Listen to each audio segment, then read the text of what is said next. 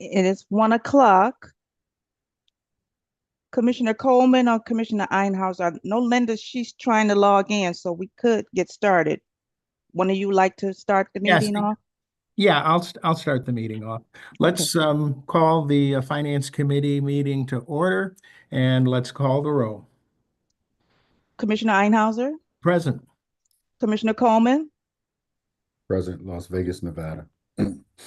Chairperson Forte is planning to join us. She'll be with us shortly. Mr. Chair, we do have a quorum. Excellent. Then let's move on to the agenda. Is there a motion to approve the agenda as presented? So moved, Mr. Chair. And I second. Any changes? Hearing none, all in favor say aye. Aye. Aye, that's adopted unanimously. And the minutes of December the 4th, 2024. I move that we approve the minutes as presented. Is there a second? Support. And any changes to the minutes as presented? Hearing none, all those in favor, please say aye. Aye. Aye, and that's unanimously adopted. And before we begin public participation, I'd like to call on the director to make a comment.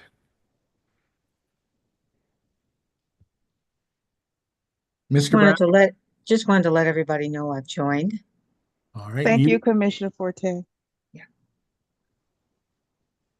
Mr. Brown?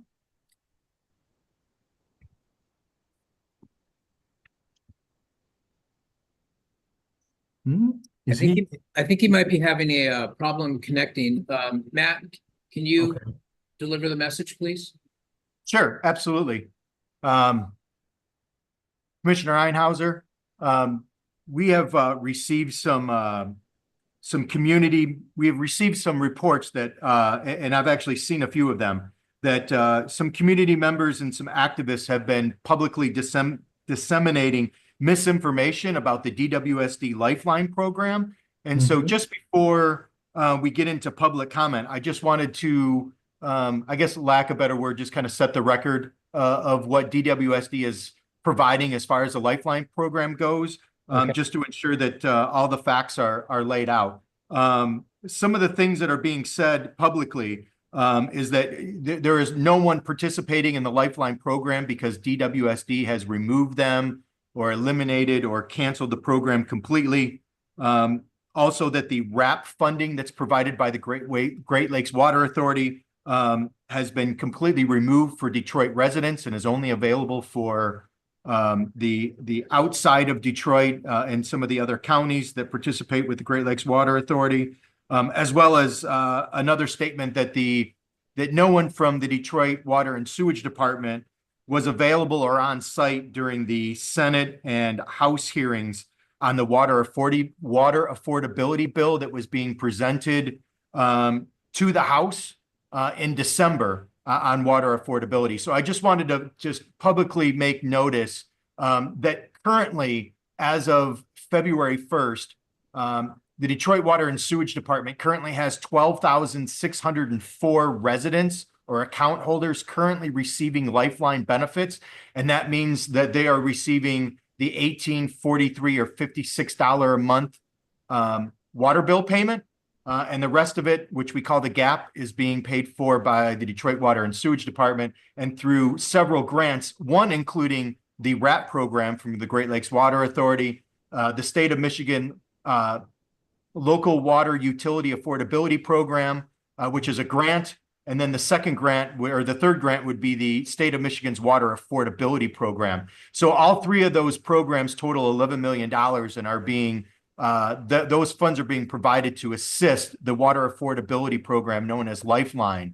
There was also some communication about the fact that the Detroit Water and Sewage Department did not notify any of the Lifeline enrollees from 2024 that they were receiving, or that the program would need to end for that current grant period, and that individuals currently on the Lifeline program would have to recertify or re-enroll into the program, which is a requirement by the state of Michigan, by those grants.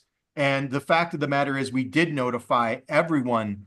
In fact, over 27,000 letters were mailed on September 12th, notifying all Lifeline recipients or enrollees of the recertification process that would begin on October 1st.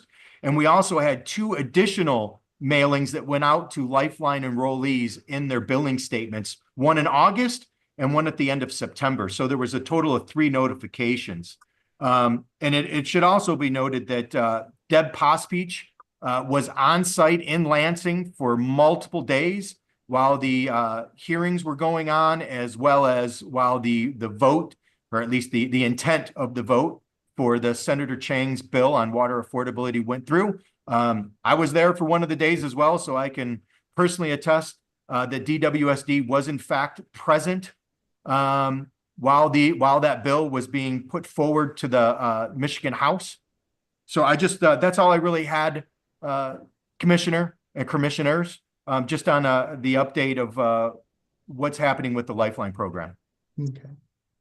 Commissioner Forte, you now have the chair. Okay, and I believe we had, the last was, thank you, Commissioner Einhauser, for serving in my stead. Thank you, Matt, for the report and the comment. We are now at public participation. And I think I see Mr. Peckinpah, you're going to proceed with making the announcement. Thank you. You're welcome, Madam Chair. Brian Peckinpah, Public Affairs Director for Detroit Water and Sewage Department. To make a comment, please raise your hand by using the raise hand icon on your desktop or mobile device using the Zoom app. If you are calling into the meeting by phone, press *9 to raise your hand. During public comment, after your name is called, you will be given permission to unmute. In order to begin speaking, you will have to unmute yourself. To do so, press the unmute button, which is the microphone icon, if you're online or on the Zoom app, or press *6 if you are calling in. You will have a limit of 3 minutes to make your comment. There will be a timer indicating your remaining time on the screen.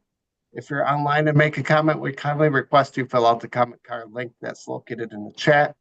By filling out the card, we can respond to your comment or question appropriately and effectively. You will only be called upon once. Once the chair closes public comment, there will be no other comments from the public, and all attendees will remain muted for the duration of this committee meeting. Thank you for your attention, Madam Chair and the committee. Thank you. Thank you very much. We'll now move into public comment, and the first individual is? The first person is Cecily McClellan. Yes, Ms. McClellan. Thank you very much for this opportunity to speak. Again, my name is Cecily McClellan. I'm with We the People of Detroit. And I'd like to take this opportunity just to share an incident in terms of a resident who was quite satisfied with her her lateral sewer line being replaced. This individual applied for the lateral sewer line, the private lateral sewer line replacement back in the summer. That program had started, had even dug up her backyard, but there appeared to be some confusion around whether or not she had to have her garage demolished in order to have her sewer line connected back to the city. Unfortunately, this process went back and forth for some time, but as a result of communicating with Deb Pospich, the ombudsman, a lot of persons got involved in DWSD. The problem was resolved.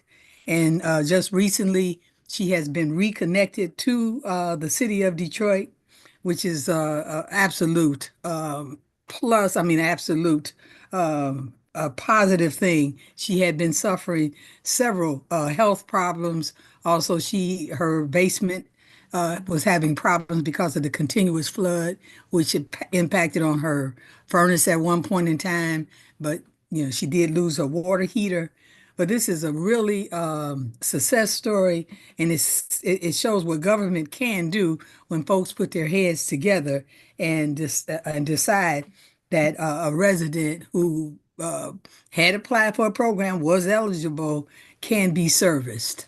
So I just like to thank you all and all those persons that were involved in making this person that lived on Floyd, and I won't say her address or her name for privacy purposes, but she lived on Floyd in 48202. So thanks again for your support and assistance in making and reconnecting this resident back to the city of Detroit. Thank you very much.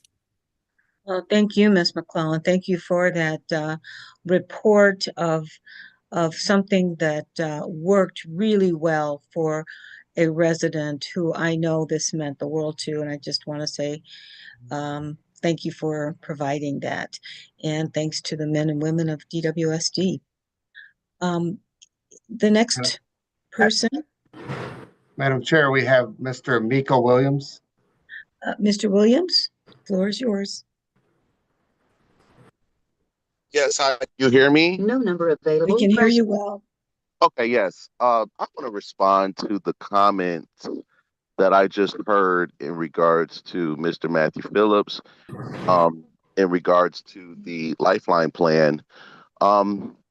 Yeah, it's kind of bad when you're spreading misinformation, and hopefully those persons would stop spreading misinformation and disinformation. But also, I mean, a situation that we already knew that was coming should have been mitigated with a plan to prevent people from being told from Wayne Metro that they don't have any funds available, they can't enroll for Lifeline. I have had phone calls over the past 2 to 3 weeks of people asking for help, and they're in the thousands of dollars. I tell them we don't have any money, but I still take their information and do the proper channels of sending their information to Wayne Metro. I know for one thing, I haven't told anyone any information other than to still continue if they're on Lifeline. If they're trying to recertify, people still haven't been given that information on how to recertify, and it's a safe way. I've been helping with that for most ever since the Senate debacle with the Democrats. It's terrible, you know. And since that point, Wayne Metro been sending people to my phone. You know, we had a fundraiser. I was only able to help 3-4 people with their water bill. The others, which are in the thousands of dollars, you know, I do what I can. But also, I'm confused as well as to what is the game plan now to put this back on the table, get this back on the board, and get this back in front of the legislators, or what is DWSD's plan in the interim, including Wayne Metro? There's still not a representative from Wayne Metro here to explain their part, explain their responsibility, and to explain their responsibility into what we need to do to prevent people from having at risk of their water shut off. I hope to hear that today of what has been done for the past month to rectify the situation. Thank you so much for taking my comments, and thank you to the men and women of DWSD fighting these water main breaks, and it's severe cold. I hope they get hot chocolate and a nice blanket after they're done, because these water main breaks are just too much. Thank you. Thank you, Mr. Williams, for your comment. Madam Chair, next we have Mr. Jermaine Payne. Thank you. Mr. Payne, the floor is yours. Good afternoon, board members. Good afternoon. I want to speak on comments that came before the board in regards to the Lifeline program. I think it's about time for Wayne Metro to show up to a board meeting to explain their responsibilities and assistant people who have already been on the program or think that they should be on the program, just so that the public can understand their role with DWSD's partnerships. We haven't seen them come to a board meeting, or I haven't witnessed them coming to a board meeting to explain their role.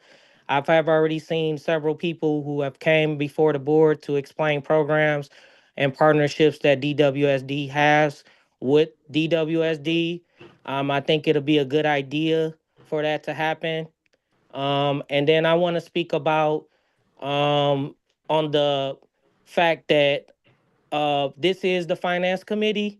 So I didn't hear anything much about what is going to be talked about in regards to how we're going to assist the Lifeline program moving forward throughout this year. There's a lot of people in need of money to help with their water bills, and combining shutoffs and them getting behind too far on their water bills and them things and them sorts.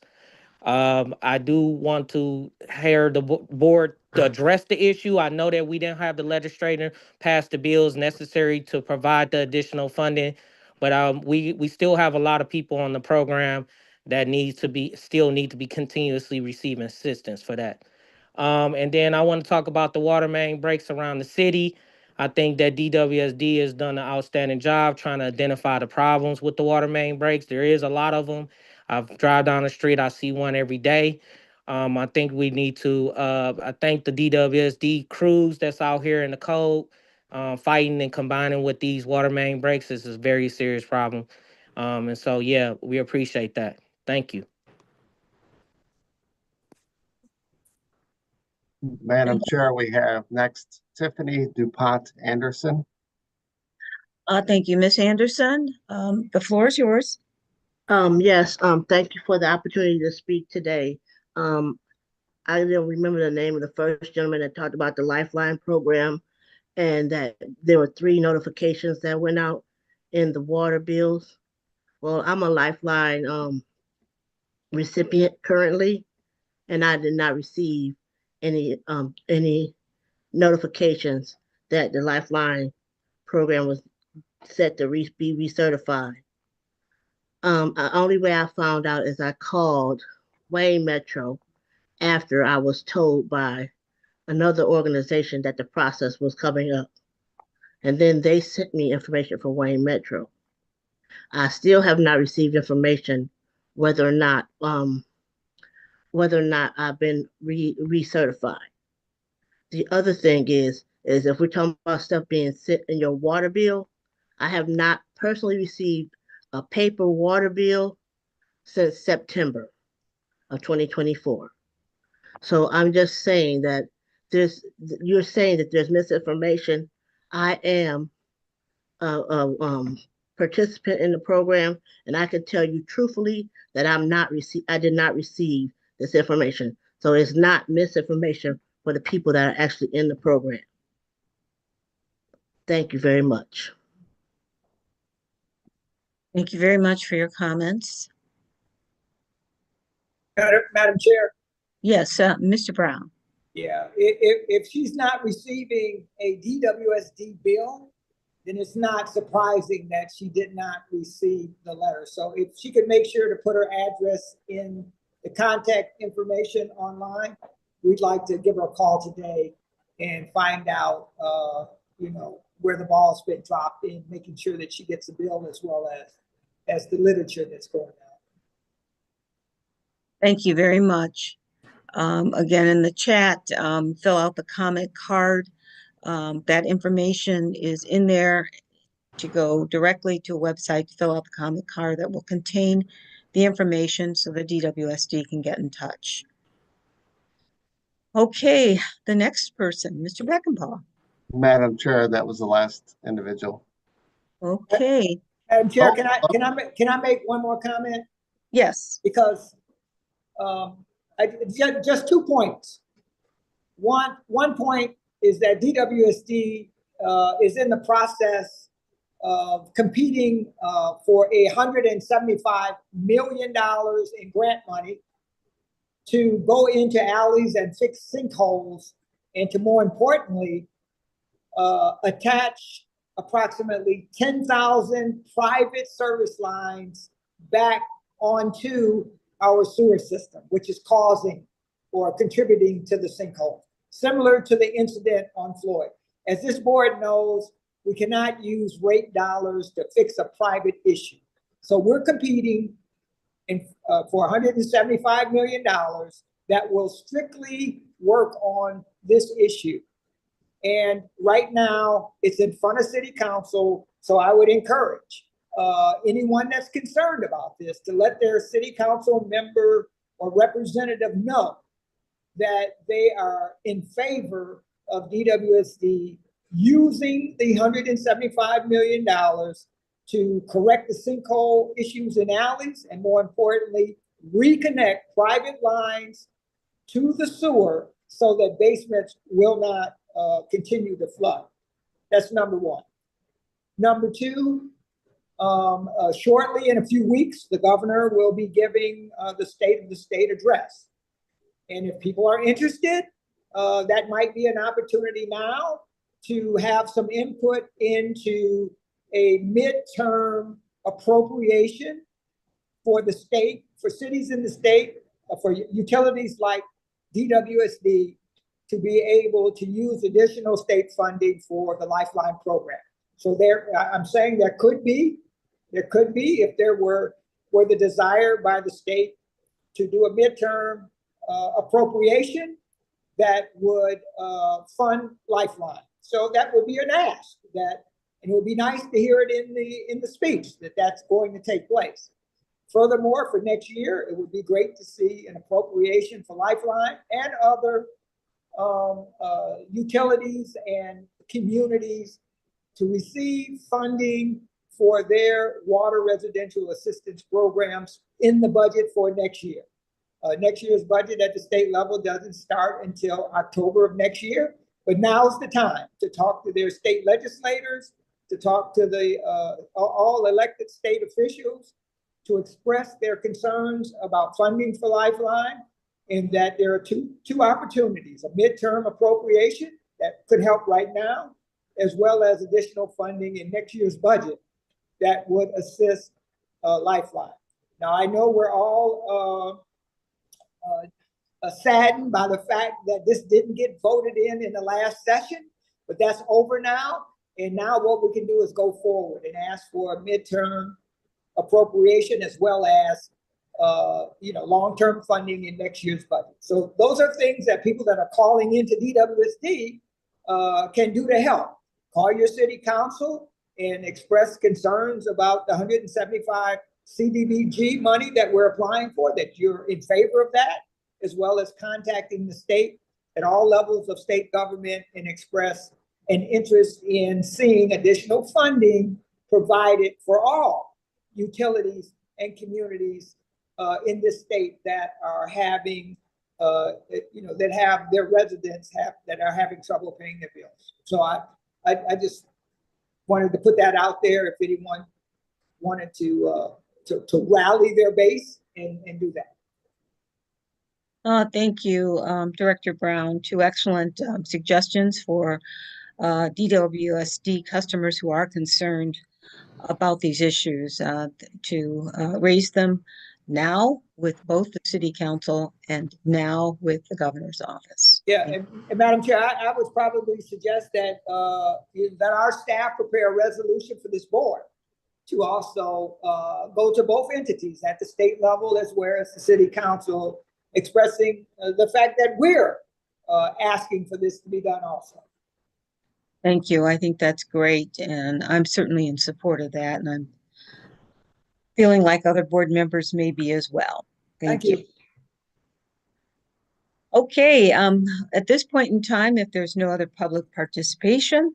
Madam Chair, there's one hand raised. Okay. So we haven't closed it yet. Narelle Hemphill? Yes, please go ahead and speak. The floor is yours. Yes, good afternoon. My name is Attorney Narelle Hemphill, and I just have some very quick questions and comments about the Lifeline plan. I know this is the Finance Committee, but we've been talking about the Lifeline plan extensively here. So I think that we need some type of forum to engage with the public. As I've said many times, and I'll probably continue to say until we find some type of solution, public comment is not really a good way to engage.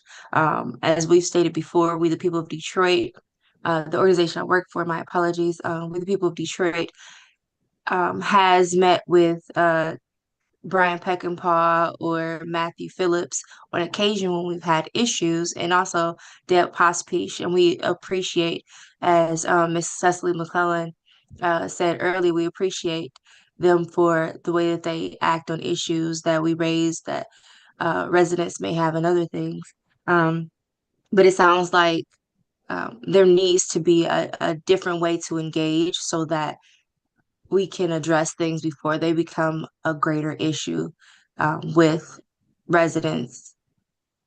Additionally, since there is some 12,000, I think it was 12,400 that Matthew Phillips said are enrolled in Lifeline Plan, where there used to be over 26,000 households enrolled in Lifeline Plan. Can you let us know what happened to those, some 14,000 households that were previously enrolled? What is the notices that went out? How were those who are currently in the Lifeline Plan chosen?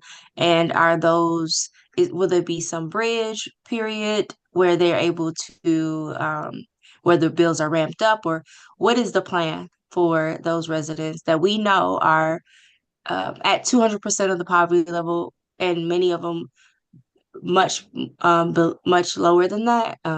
As we know, some 90% of the participants in Lifeline Plan were in that $18 tier, which was I believe, 0 to 135% of poverty. So just some questions about what's happening to those who are no longer enrolled. Have notices gone out? And hopefully we can find a resolution to continue the plan at its capacity, and preferably beyond, so that we know those who are the least of the are getting the service that they need. And again, continued access to clean, safe, and affordable water that all of us so direly need and deserve. Thank you. Thank you very much for your comment. Madam Chair, Gwendolyn Howard has her hand raised. Thank you. Ms. Howard, the floor is yours. Good afternoon. Thanks for allowing me to speak. And I know that when he's at the beginning of the meeting, and he spoke on the people that are in the Lifeline program. What was not even mentioned was the new program. And are they being transitioned to that program? The $10 program that you're suggesting that they go to. That I'm like Ms. Norrell, what happened to the other people? Or were they transitioned to that program? Or what happened? Where are they? They still live in the city. We had a meeting even about the notifications. A lot of people, we had a public meeting at for zip code 48224, and there was quite a few people in that meeting that had not been notified or responded to about the certification process with the letters that they say went out. So did the ball get dropped in certain areas, or did they didn't get the letters? Not and it was 3. So you didn't get not even one of the 3 letters, but you did get notification that you're going to be in shut-off status soon if you don't do this or if you don't do that.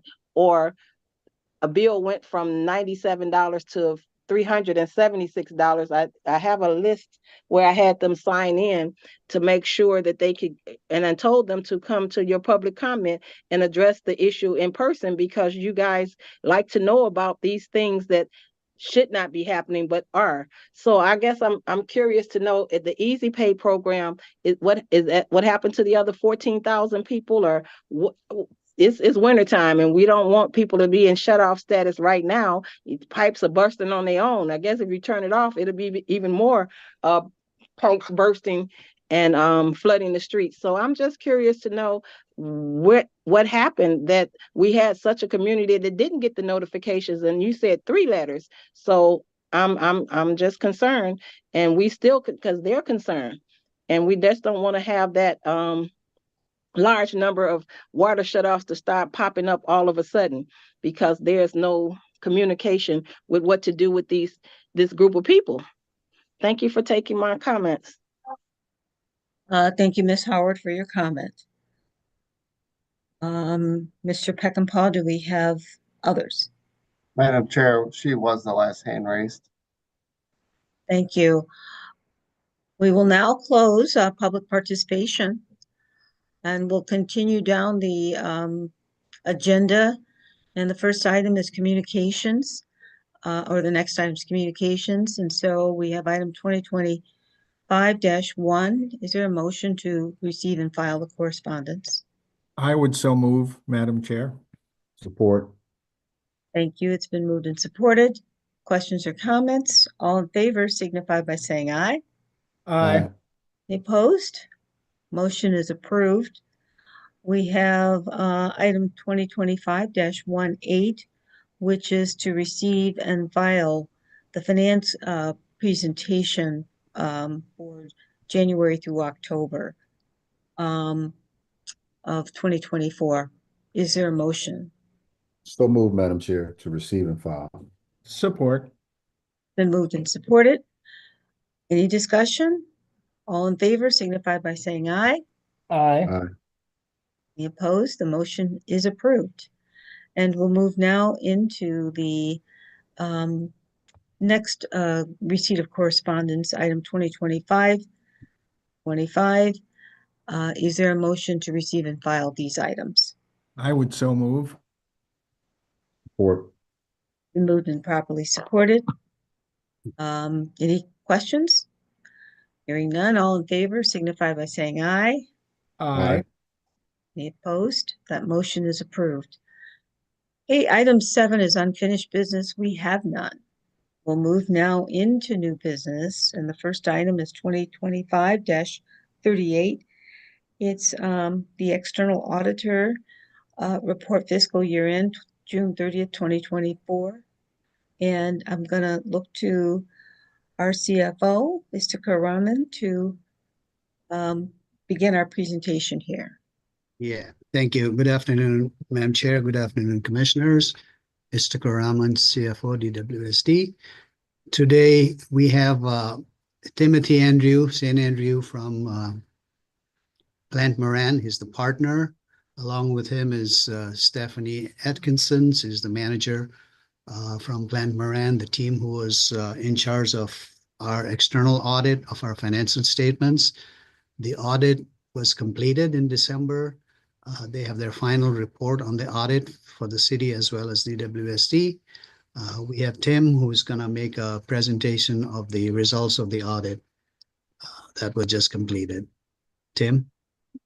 All right, Mr. Kerr, thank you. Good afternoon, everyone. Thanks for having us on the agenda today to discuss the results of the 2024 financial statement audit. So as part of finalizing the audit and in anticipation for this meeting with you, we did put together a brief presentation that is really meant to summarize the results of the audit and summarize the end of audit letter that would have been distributed likely back in December and addressed to the Board of Water Commissioners. This letter is really meant to cover any significant issues, any significant transactions that came out of the audit. That letter is where we would communicate those to you. But before I get into the presentation, I did want to thank Issachar and Hale and their team. As always, it's a lot of work going through an audit, and your team was great to work with, and we definitely appreciate everyone's help.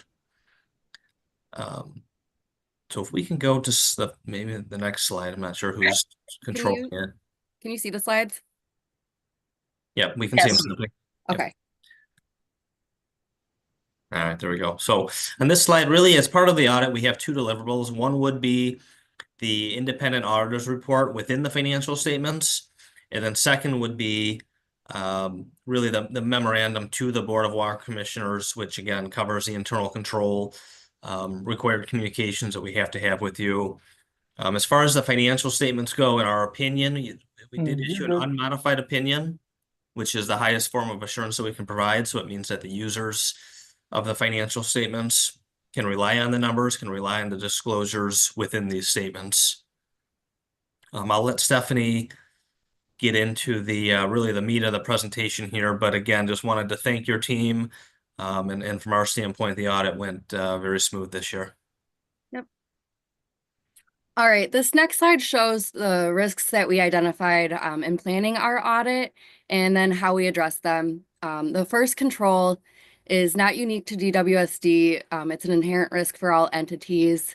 So there's a risk of management override of controls.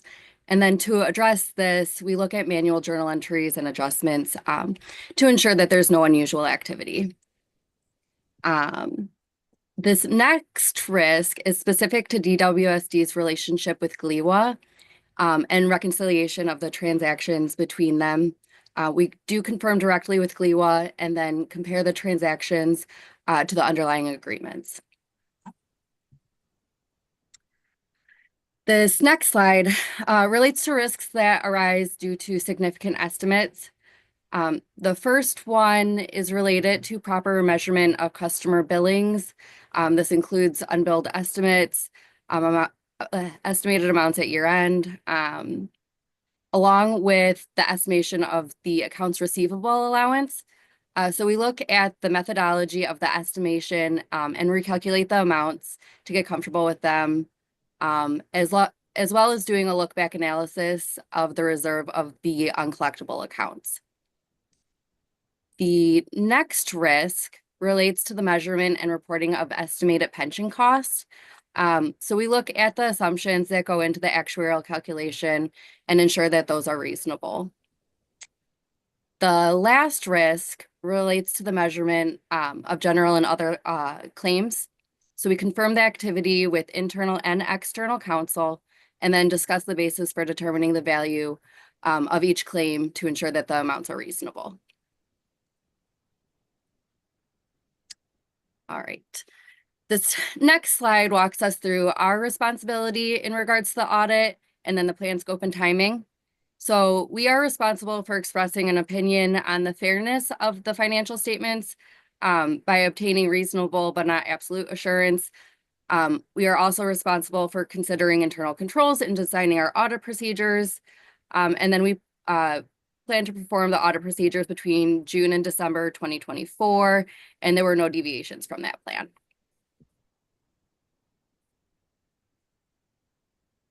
All right. So there were a couple new auditing standards this year. SAS 143 related to auditing accounting estimates, which give us some enhanced guidance for assessing any significant estimates. The 3 significant estimates are noted below. That was the net pension liability and related deferrals, accrued claims and judgments for ongoing litigation, and then the allowance for doubtful accounts, which were all risks that we addressed during our audit. Other required communications, no difficulties encountered in performing the audit and no disagreements with management.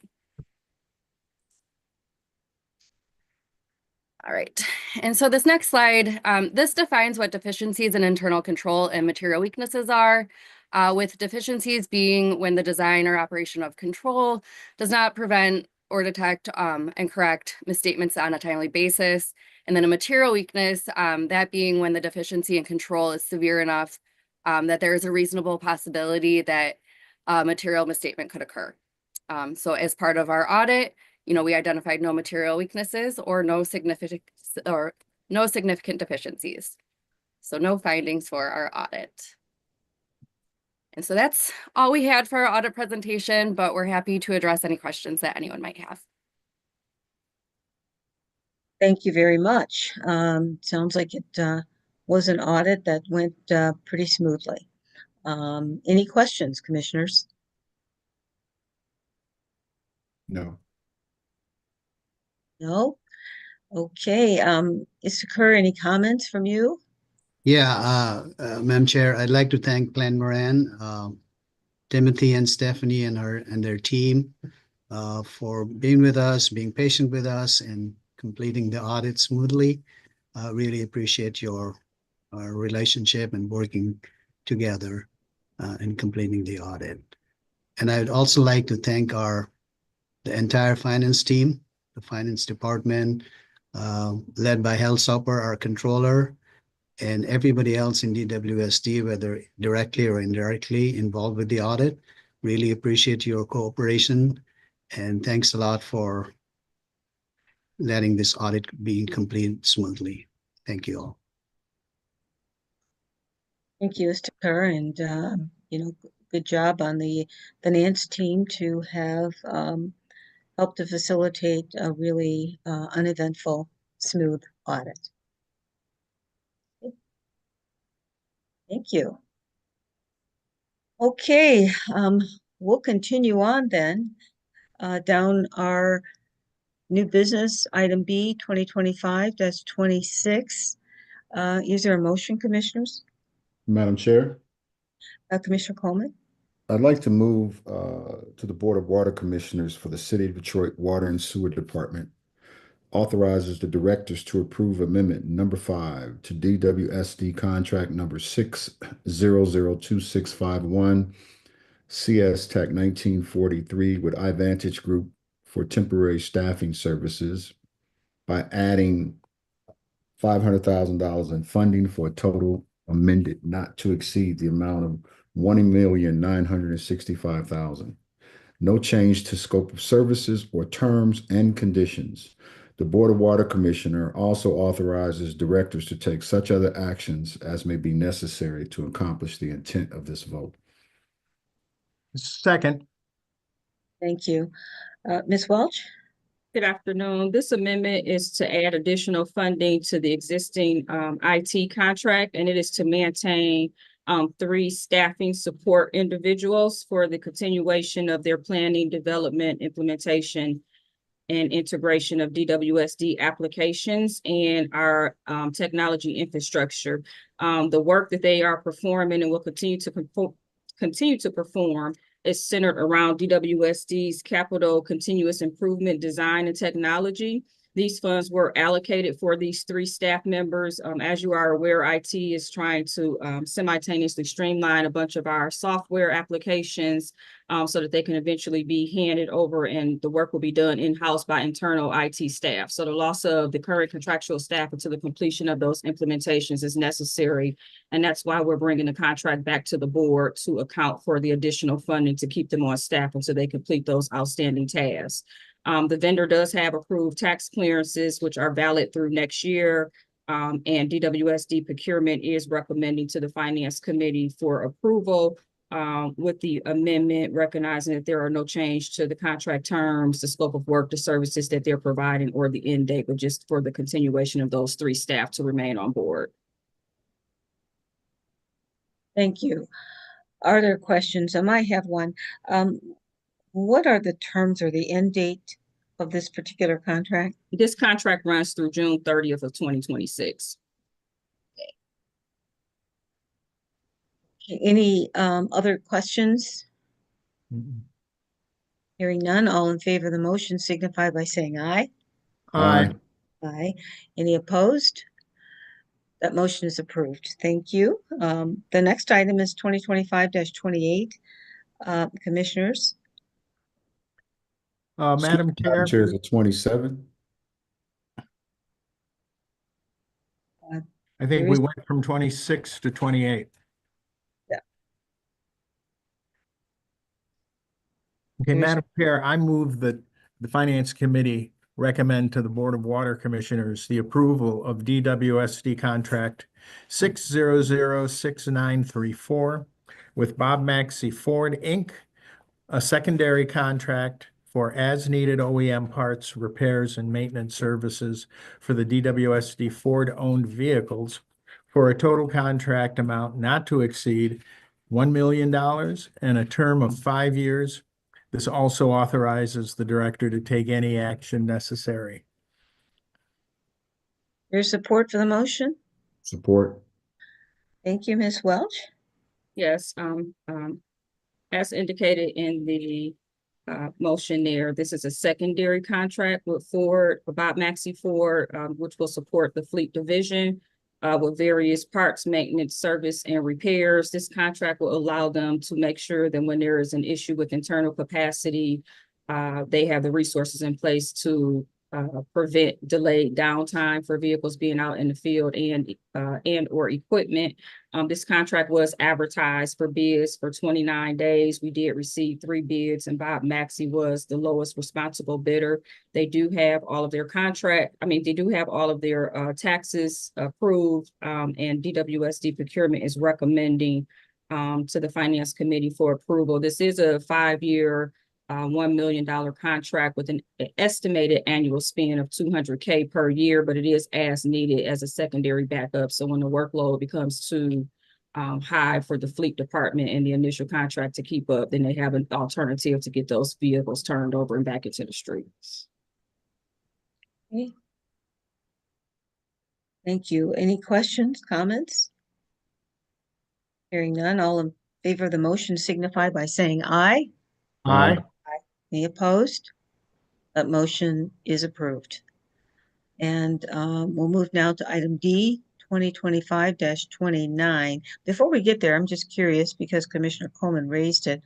We didn't have a 2025-27. Is there a reason that? Madam Chair, Yes. that item was removed and I had sent out a revised agenda yesterday, removing that item. Okay. Yeah. Thank you. Thank You're you. And I just want to make a comment. So initially, that item was to present an amendment to add 3 years in time to an existing contract. However, the vendor has agreed to a 5-year term, and the pricing has been reduced for that 5 years. And so you'll see that contract come before the board next month for a full approval. So it'll be a new 5-year contract versus us doing an amendment to it and extending it. Okay. All right. Thank you. Thanks for welcome. both of you for the explanations. And we'll move on to item D, 2025-29. Commissioners, your pleasure. Madam Chair, Commissioner I'd like, Coleman. I'd like to make a motion to the Board of Water Commissioners for the City of Detroit Water and Sewer Department. Authorize the directors to approve DWSD contract number 6006947 with RSI Enterprises Incorporated to provide payment plan collection services for delinquent receivables for a duration of 2 years with an option to extend. This is a revenue contract with no payments made to the vendor. The vendor is compensated by retaining 16% of all amounts collected. This also authorizes directors to take such other actions as be necessary to accomplish the intent of this vote. Thank you. Is there support? Support. Been moved and supported. Ms. Welch? Yes, this is a revenue generating contract at no cost to DWSD. This contract will support our collections team by aiding in their efforts to collect approximately $30 million in delinquent receivables for those accounts that have aged for more than 60 days. This does include inactive accounts where there is not active service, but there is still an outstanding bill that has not been paid. And so the vendor will retain 16% of the debt collected from those accounts as a form of payment. Procurement did advertise for bids for 31 days. We received 2 responses, and RSI Enterprises was ranked the highest for their ability to perform the work, as well as their work plan and work organization. They have approved tax clearances, and at this time, procurement is recommending to the board finance committee for approval and recommendation to the full board. Thank you very much. Any questions or comments? Hearing none, all in favor signify by saying aye. Aye. Any opposed? That motion has been approved. And we'll move on to item E, 2025-30. Madam Chair, I move that the committee recommend to the Board of Commissioners the approval of DWSD contract number 6006955 with EJUSA Inc., formerly known as East Jordan, for brass curb stops of various sizes for a total contract amount not to exceed $339,312.93 for a term of 2 years, and authorize the director to take any appropriate action. Thank you. Is there support? Support. It's been moved and supported. Ms. Welch? Yes, these are warehouse replenishment items, and this contract is just so that we could continue to maintain the inventory for brass curb stops. As you're aware, curb stops are shut-off valves, which are located in the piping near the curb area, and it allows the crews to stop and restart the flow of water in the main when they're doing repairs. Bids were advertised for 21 days. We did receive 4 bids. And EJUSA was the lowest responsible bidder. So procurement at this time is recommending approval for award to the finance committee and movement to full board. Thank you. Any questions? Hearing none, all in favor signify by saying aye. Aye. Any opposed? That motion's been approved. We'll move on to item 2025-31. Madam Chair, Commissioner. Board of Water Commissioners, City of Detroit Water and Sewer Department authorize directors to approve DWSD contract number 6006962 with Motor City Pipe and Supply Company. The gate valve parts for a total contract amount not to exceed $601,549.50 in a term of 2 years. This also authorizes directors to take such other actions as may be necessary to accomplish the intent of this vote. Thank you. Is there support? Support. Thank you. Ms. Welch? Yes, this is another warehouse replenishment contract for gate valve parts. These are used when the crews are out in the field doing repairs, but they want to isolate the repair work to not cause service disruption to a mass number of customers while they're completing their repairs. Bids were advertised by the procurement department for 22 days. We received 4 bids and Motor City was the lowest responsible bidder. They as well have approved tax clearances, and the procurement division is recommending for approval to award and movement to full board. Thank you. Questions or comments? All in favor signify by saying aye. Aye. Any opposed? That motion has been approved. And we'll move on to G 2025-32. Commissioners? Madam Chair, I move that the Finance Committee recommend the approval of amendment number 1 to DWSD contract 6006476 CS 189 with the M.E. Simpson Company, Inc. for City of Detroit leak detection in targeted neighborhoods by adding $198,213.68 in funding for a total amended contract not to exceed $500,000. No change to the scope of service or contract terms or conditions, and we authorize the director to take any appropriate actions to implement the contract. Thank you. Is there support? Support. Thank you. Ms. Welch? Yes, this contract amendment is to utilize the full grant amount allocated for DWSD's leak detection project. The bids came in at $301,000, and so the original contract was executed for that amount. This is to allow us to use the full grant amount. So we were approved for $500,000 in the grant amount. So the additional work and the full expense of the grant is what the amendment is for. Leak detection, we know we use studies, and it monitors our distribution system so that they can identify areas where there are leaks found to make better recommendations for water quality, pressure, infrastructure damage, and risks. And so the current contract, again, is just being aligned to match the grant requirements. It will not change the scope of work or the term time, but to allow us to expend those funds. Thank you. Questions, comments? Hearing none, all in favor signify by saying aye. Aye. Any opposed? That motion has been approved. And thank you. Thank you, Ms. Welch. We'll move on now to the item 2025-36, November 2024 monthly financial review. And I see Mr. Rahman is on the screen. Yeah, good afternoon, Commissioners. Good afternoon, Madam Chair again. Istakar Rahman, Chief Financial Officer, DWSD. Today, I'll be presenting the financial highlights for the month of November 2024. Let's go on to the first slide here. All right, this is the slide on operating cash for us. We continue to maintain cash reserves to support our operating needs as well as our capital program.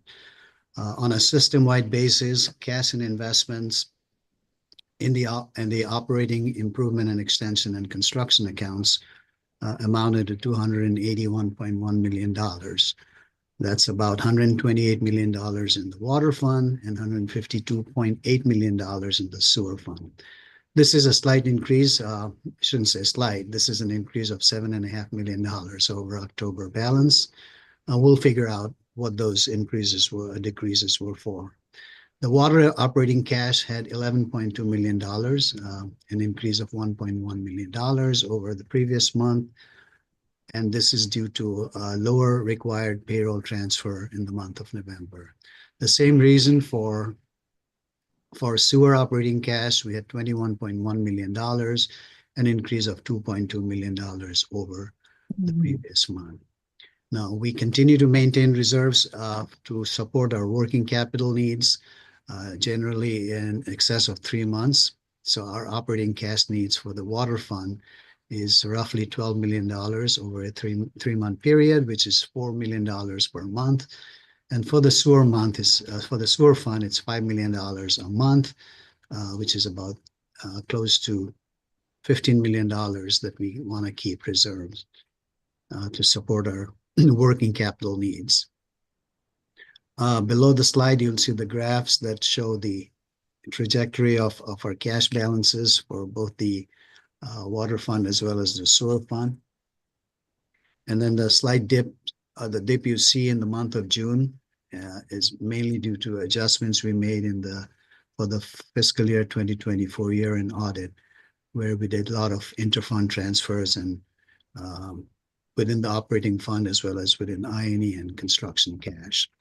Those balances are gradually picking up again as we move along the fiscal year. The next slide is highlight for the improvement and extension fund. We continue to spend down our I&E and construction cash in support of our capital program. Water I&E cash, we had $19.2 million at the end of November. This is a decrease of $6.3 million over October balance. The decrease is mainly due to disbursements we make out of our I&E fund to support our capital program. That amounted to about $10.9 million in the month of November. This decrease is offset by receipt of lease payments from GLWA, our monthly lease payment of $1.9 million, and it's also offset by some investment income. Sewer I&E cash had $41.6 million as of November end. This is a decrease of $1.7 million. Again, there's disbursements for various projects offset by receipt of lease payment of $2.3 million. For a lot of these disbursements, we get reimbursed either by SRF or grant money. We are required to fund these projects upfront from our internal resources. And once we meet the requirements, then we get reimbursed by either through the SRF program, which is the state revolving fund, or through grant programs. Next slide is the construction cash balances. Our construction cash balances for both the water and sewer account is holding steady compared to October. Very small differences, mainly because of investment income we earn on this cash and some very minor capital expenditures. We haven't been spending the construction dollars to the extent that we had budgeted for. But again, onset of winter is always slowing down construction activity. But we do hope that construction activity will pick up more during the spring and summer months where we will be spending the construction dollars. The final slide on cash is the cash held in trust with GLWA. This accounts for all our retail receipts. The water cash with GLWA at the end of November was $30.6 million, a decrease of 1.4 since October. Retail receipts, the money we collect from our customers, amounted to $8.9 million in November, and it fell short of our target collection. We have a target collection every month. For the month of November, it was $10.2 million, so it fell short of the target by $1.3 million. Same thing with sewer cash. We fell short of, it was a decrease of $1.4 million, and we fell short of the target again by $1.4 million. For the sewer trust account, we had that $43.5 million, and our receipts only for sewer were $23.7 million. whereas our target for the month was $25.1 million. Moving on, from cash to receivables. This is a comparative accounts receivable chart. You can see on the chart, our sales for the month of November decreased slightly when we compare it to October. Our sales in November was $40.1 million as opposed to $40.4 in October.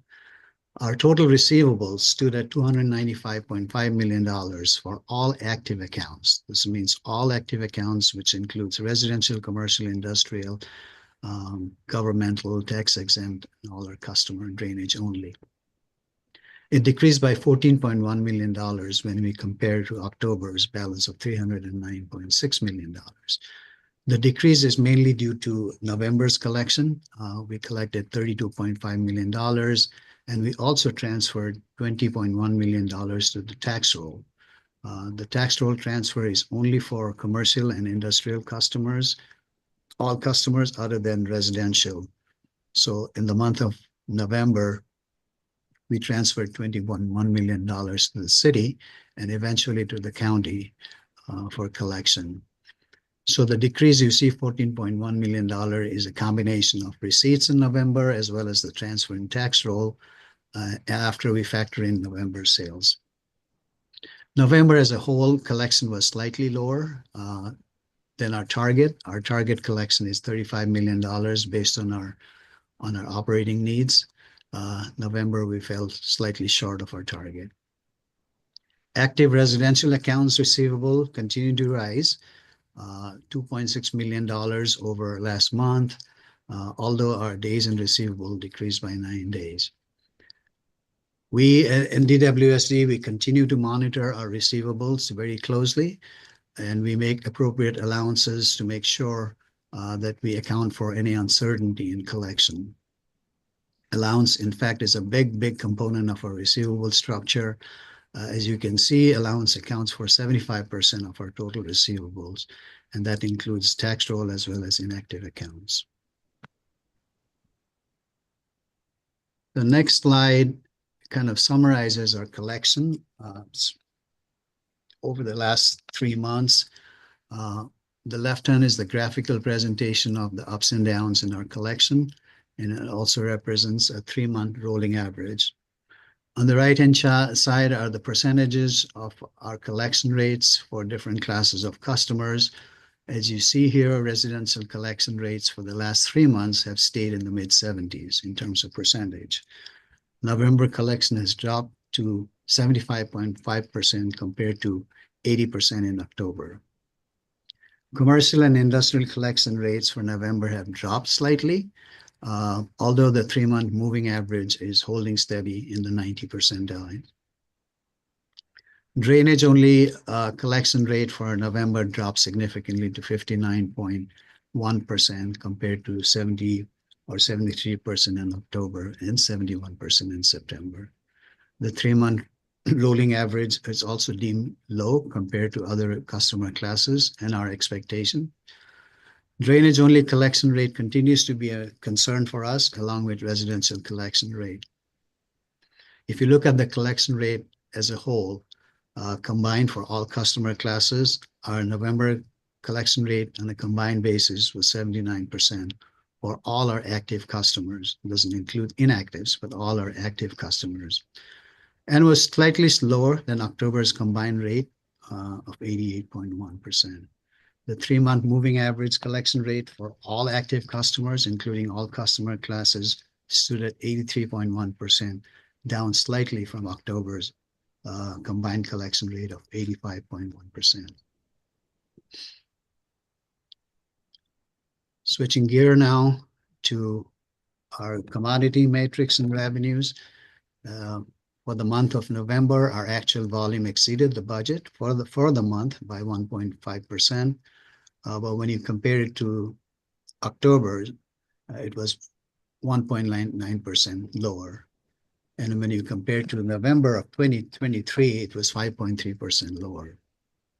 Year-to-date actual water volume was trending at 3.3% below our seasonally adjusted budget. The commodity revenue exceeded the budget for the month by 4.3%, but again was 1.4% less than October revenue and 1.5% below October of 2023. On a year-to-date basis, commodity revenue was 2.6% under seasonally adjusted budget. When it comes to our survey charges, our meter equivalents exceeded the budget by 3.2% for the month. Was kind of flat when you compare it to the October numbers, and was 0.1% below October of 2023. On a year-to-date basis, we are exceeding the budget by 3.3%. The survey charge related to those equivalents exceeded the budget for the month by 3.5% and was kind of almost flat when you compare it to October. October of 2023, we exceed that number by 2.2%. On a year-to-date basis, we have exceeded the budget by 3.1% for water service charge revenues. Moving on to the sewer side. Again, nothing unusual much. We were short of the budget by 5.1%. At this time of the year, it's kind of seasonally affected. So we have 5.1% below the budget and 5.7% less than October. Was 7% below October of 2023. On a year-to-date basis, it's 6.7% under seasonally adjusted budget. The revenue side of it fell short of the budget by 0.7%, but was 0.4% more than actual October revenue and 3.3% over October of 2023 revenue. On a year-to-date basis, it was 6.1% under the seasonally adjusted budget. Survey charge for sewer side, meter counts have exceeded the budget for the month of November by 4.4%, but kind of remained flat when you compare to the October counts. It was 3.2% over the October of 2023, although year-to-date meter counts exceeding budget by 4.6%. The revenue side of it for this meter counts, we exceeded the budget for the month by 4.4% and remaining flat compared to October revenue. On a year-to-date basis, sewer survey charge revenue exceeded the budget by 4% for the month of for the fiscal year 2025 so far. And the last slide here is for our drainage charge matrix and revenue. In November, our billable impervious acres, we also call it BIA, exceeded the budget for the month by 1% and kind of remained flat when you compare to the October BIA. But when you compare to the October 2023 BIA, it was 0.7% over that number. On a year-to-date basis, BIA was 0.1% under budget. On the revenue side, however, our budgeted number was higher than our actual performance by 2.2%. And it was also 4.3% less than October revenue. The decrease in revenue could be attributed to increase in drainage charge credits as well as green credits in the month of in the month of November compared to the previous month. On a year-to-date basis, our drainage charge is 3.5% under budget. We are still halfway through the year, so I'm not terribly concerned about these variances at this point in time. We still have half a year to go through. My hope is we will cover grounds and be close to the budget as we approach the end of the fiscal year. That concludes my monthly presentation for the month of November. I'd be happy to answer any questions. Thank you very much, Istakar. Any questions, commissioners? Not at all. Well done. Thank you. Thank you. Go back to the agenda. And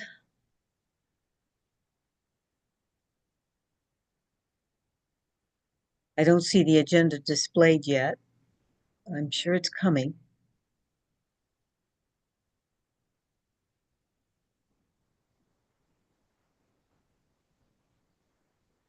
Okay. So We're going to item 2025-37, and this is the preliminary look at the proposed fiscal year 2026 operating budget. So I'm going to turn it back over to Mr. Rahman. Yes, thank you, Madam Chair. Yeah, this is the preliminary proposed budget for FY26. This is the first draft for review and discussion. Once we go through today, I'll bring the final proposed budget to the committee in March for your approval as well as your recommendation to the full board in March. So today I'm just going to go through the preliminary numbers in terms of how our FY 2026 budget, operating budget looks like. So as in the past, several years, our budget considerations, we take certain items here or certain factors very seriously here at DWSD, and we bake those into our budget determination and a calculation for what needs to be in the budget. So affordability, as you all know, is very key. We keep rate increases below 4%. We try to keep rate below 4%. Historically, we've been successful in keeping rates at or below 3%. And we continue to strive for that, as well as support our water conservation initiatives. We are very compassionate about our customer service. So responsive customer service is another key factor that goes into building this budget. Operations that support and preserve public health, meet or exceed all federal, state, and local regulations is certainly at the top of our view here. That's why we exist. So our operations need to be on the top of our priorities. We also give importance to employee and asset safety. Water and sewer upgrades is a key thing that we need to keep upgrading our systems, including lead service line replacement program, which has been playing a key role lately in our budget determination. We also keep our employee focus on training, retaining, and recruiting talent is another key factor that we consider while we design the budget. So let me go through some of the key considerations and highlights for our current budget year. So the proposed FY26 budget was developed, as I mentioned before, with the goal to keep our rates affordable. And at the same time, we do not want to compromise on service level initiatives. This budget incorporates expenditures that we require minimally to operate DWSD's system for FY26. These expenditures become the basis for determining the revenue requirement, and it's collectively known as revenue requirement. So the total system revenue requirement for FY26 increased by 5.1% or $25.3 million over FY 2025. And I'll go through the details later in this presentation. Departmental or direct expenses increased by 4.5% or roughly $4.8 million. And non-departmental expenses, or we call them indirect expenses, increased by 4.9% or $19.1 million over FY 25. That should read 25. Revenue finance capital increase is projected at $4.4 million.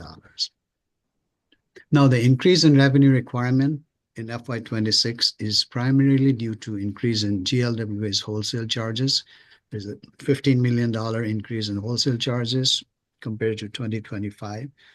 We've also seen increase in bad debt allowance of $6.5 million, given our collection history. Our personnel cost has increased by $2.6 million, and non-personnel costs would increase by $2.3 million. All of these increases is offset by a decrease in legacy pension cost of $2.5 million, and I'll explain that a little bit later. Personnel cost increases due to adding a net of 20 new positions for our mainly all for our operations. And then the reason for including them in our operation is mainly to improving our service level as well as to catch up on our backlog of service deliverables. On a system-wide basis, our revenue requirement is at $520.7 million.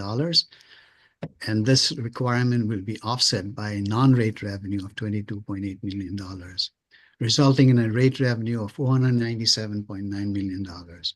This represents a 5.4% initial rate revenue increase. I say it initial because this is the preliminary determination of what our rate revenue would look like, but then this rate revenue would be offset by our volume increase or decrease. We are in the process of completing our volume data analysis, and once that analysis is completed, this increase in rate revenue would be compared with the increase in volume or decrease in volume, as the case may be, which will finally determine the rate revenue that we need to implement in FY26. I'm going to go through quickly our revenue requirements on a combined basis. This is our overall revenue requirement on a system-wide basis. As you see, there is $520.7 million that we require for a system-wide operation for FY 2026. There are three components that make up the revenue requirement, and it reflects the projected expenses for the system as a whole. The first one is departmental expense, which, as I said before, accounts for 4.5% increase over last year. Non-departmental expenses also 4.99% over 2025. When you look at it from a breakdown from water fund and sewer fund, water fund would increase by 5.8% and sewer fund would increase by 4.8% on a year-to-year basis. This is the just a graphical presentation of our overall revenue requirement. It summarizes the three main components.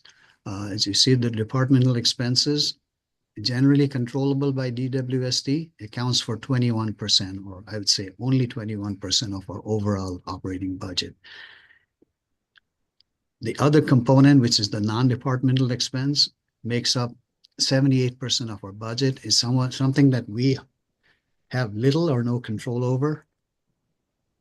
And that's the biggest piece in our overall revenue requirement.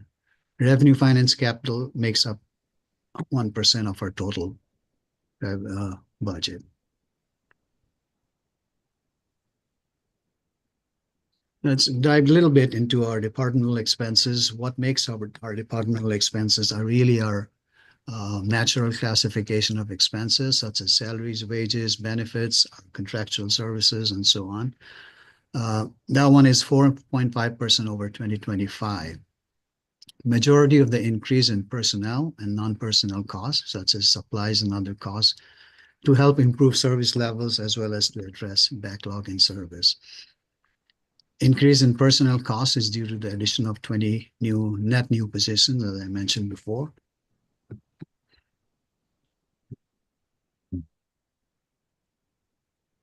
On to the next slide.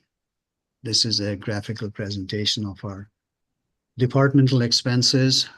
You see here, personnel costs consisting of salaries and wages and employee benefits make up more than 50% of our departmental expense budget. Headcount 20 is actually 22. The net amount is 20 because we increased operational budget FTE by 22 FTEs, whereas there was a reduction of 2 FTEs from non-operational cost centers.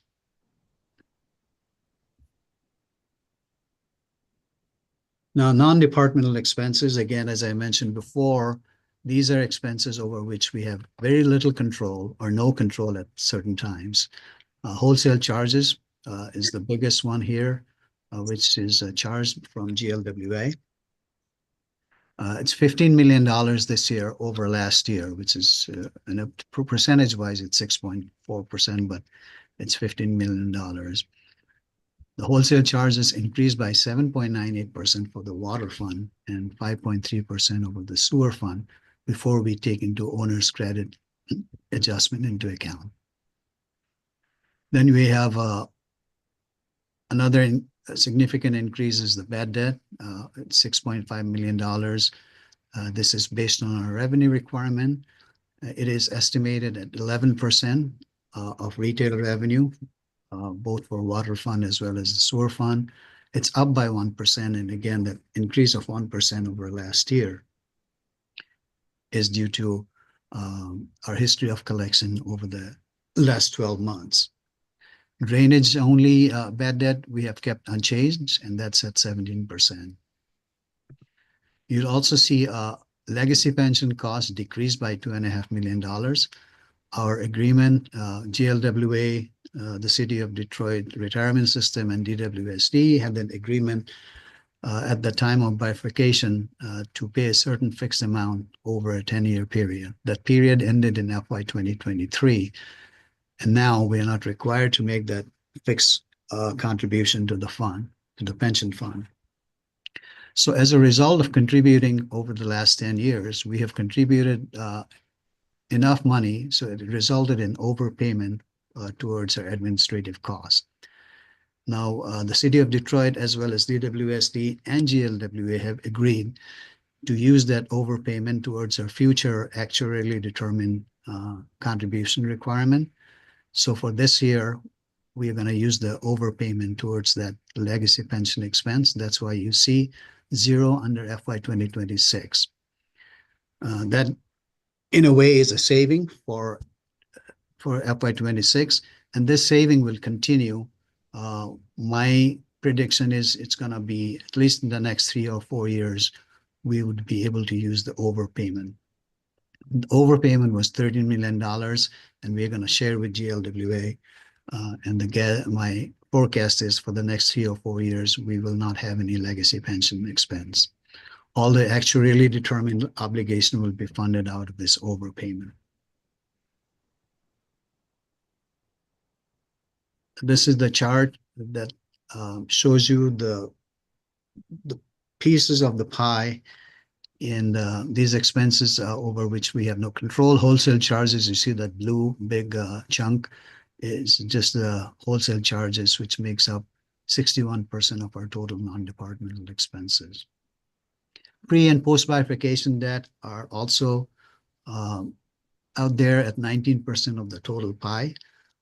Pre-bifurcation is the debt that existed at the time the bifurcation took place, and post-bifurcation debt is the debt we issued after we bifurcated and became a DWSD retail operation. Bad debt is the third largest category and accounts for 17% of our total non-departmental expense. Moving on to how do we fund? So we have a requirement of $520.7 million that we need to operate DWSD in FY 26. How do we fund this revenue requirement? So there are two main sources that fund this $520.7 million. The first is the retail revenue. Within retail revenue, we have the rate revenue as well as the non-rate revenue. And then we also have non-retail revenue, such as shared services revenue, GLWA share of pension and notes, and some IWC charges. When we add up all the revenue requirement, we back out the non-rate revenue to arrive at the rate revenue. So we start with $520.7 million. Then we are backing out all the non-rate revenue, such as shared services revenue, GLWA share, IWC, as well as the non-rate revenue, to arrive at an amount which would become the basis for determining our rates once the volume data is available. So from $520.7 million in overall revenue requirement, our rate revenue requirement is $497 after we adjust for all these non-rate revenue. So when we have the volume data available, this 497 would become the focal point. Components of rate revenue. What makes up our rate revenue is mainly our commodity charges, which is our volume usage charges, our survey charges, we have fire line, as well as drainage only charges. That all makes up our rate revenue requirement. Both our water and sewer fund initial rate revenue requirements are projected to increase by 5.5 and 5.3% respectively. Again, this is before the volume data adjustments are made. At this point in time, we are projecting a 5.5% and 5.3% for both the water and sewer fund. As I mentioned before, we'll wait for the data, the volume data, as we are working through it right now. And in March, you'd be able to see the data as well as the adjustments we make to arrive at the rates for FY26. There's the chart that represents the share of each rate revenue source that is required to fund. The commodity charge obviously is the biggest component piece of the pie, accounting for 49% of our total revenue requirement. And drainage charge is the second one with 42% of the of the total pie. The next two slides is just a summary of our revenues and our expenses. The first one is water fund. It breaks it down by our various components of retail revenue as well as non-retail revenue. At the bottom of the slide is our expenses broken down by appropriations. So we have 4 appropriations, and these are the expenses that are for each appropriation. At the bottom of the chart is a line called revenue finance capital. You see that $2.5 million that we are projecting for the water fund. The next slide is the similar one, but sewer fund.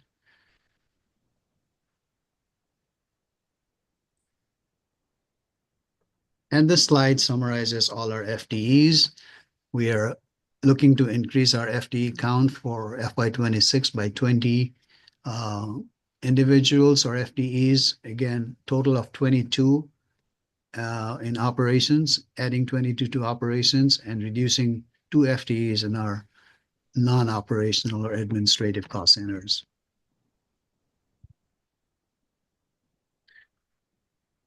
And this final slide on the budget is the customer impact of our FY26 budget.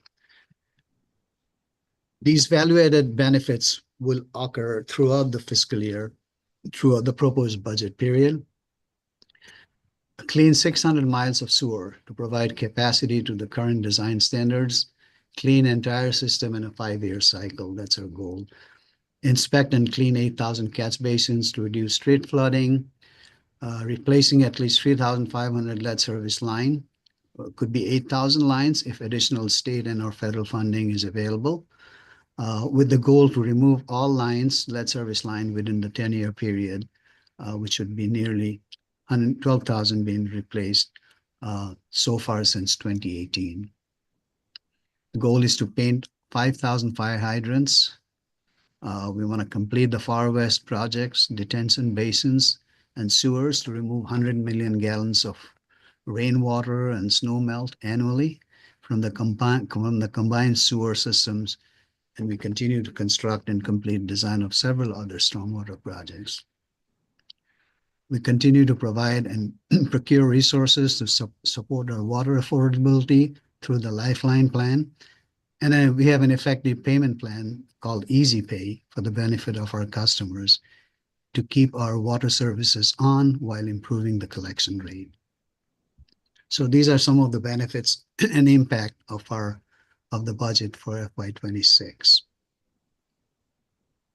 And finally, the next steps here. As I mentioned before, this is the preliminary draft budget. We will be presenting you, the committee, the final proposed budget on March 5th, which is our next Finance Committee meeting. The volume data and the proposed water, sewer, and drainage rates will also be presented to the committee on that day. We will seek the Finance Committee's approval for the FY26 final proposed budget and the rates in that meeting on March 5th. And then we'll also be asking you or is requesting your recommendation of the budget and the rates to the full Board of Water Commissioners for its approval on the March 19, 2025 meeting. We normally present our budget to the City Council in March It happens in the second or third week of March. That date has not been finalized. Once it is finalized, we'll let you know. And finally, the water, sewer, and drainage rates for FY 26 becomes effective on July 1st, 2025. That concludes the preliminary budget presentation. Again, happy to answer any questions. Thank you. Questions? I just had one. It looks like obviously leading the way for the revenue requirement would be what's happening on the wholesale rate side. I just wanted to maybe ask Director Brown if he had any comments there.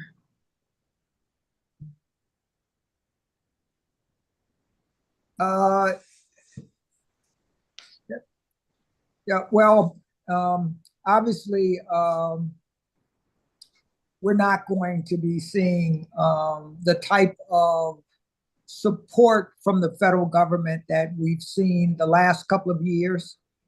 I think we'll be challenged also with regards to the funding that came out of the state revolving fund. And so, you know, I'm telling staff that we're really going to have to tighten our belts and start living within our budget, not going outside of the budget, at least for the next couple of years until we see additional revenue for some of the CIP projects that we've gotten in the past. And so we're perfectly prepared to do that. We didn't just start, you know, in the last couple of weeks, we've been looking in this direction for almost a year now, knowing that this day would come where we have to not rely as much on federal and state assistance as we have in the past with regards to our capital improvement plan. So we're prepared to do it, and we're going to make sure that we get a rate from the Great Lakes Water Authority this year that allows us to stay within the 4% promise, even though the 10 years is up.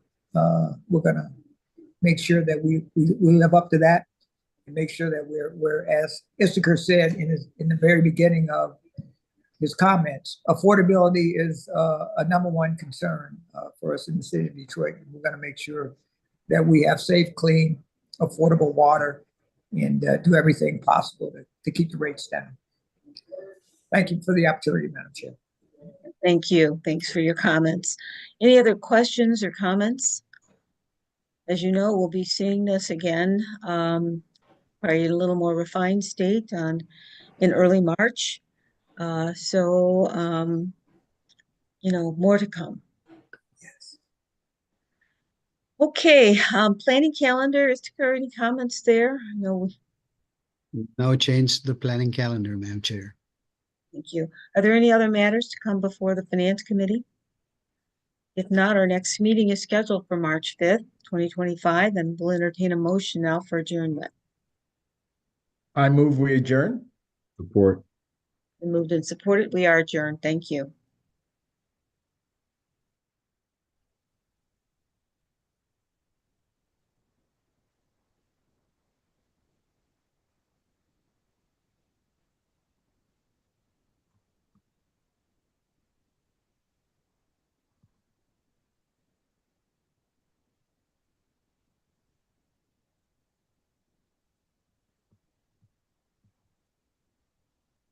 Marion? Yes, this is CIP, so Commissioner Coleman, you're up. Okay, I'm trying to pull up my agenda.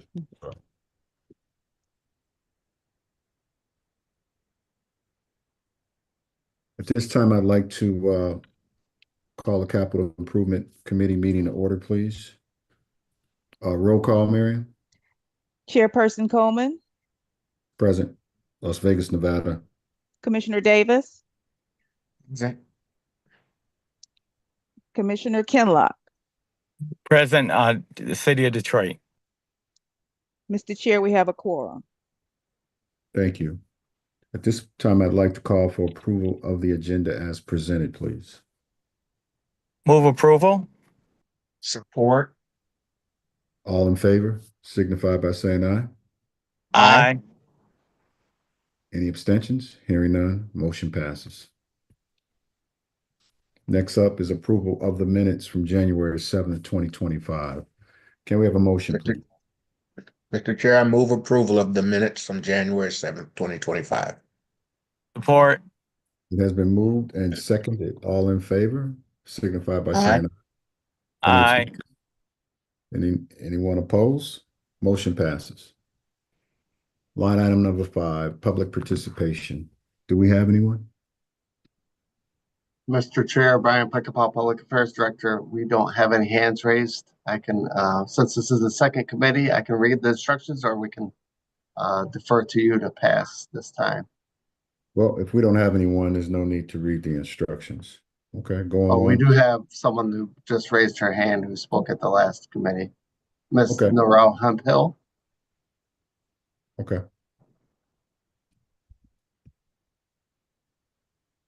Ms. Hemphill, you should be able to unmute. Yes, yes, am I able to be heard? Yes, we can hear you. How are you today? I'm wonderful. How are yourselves? Excellent.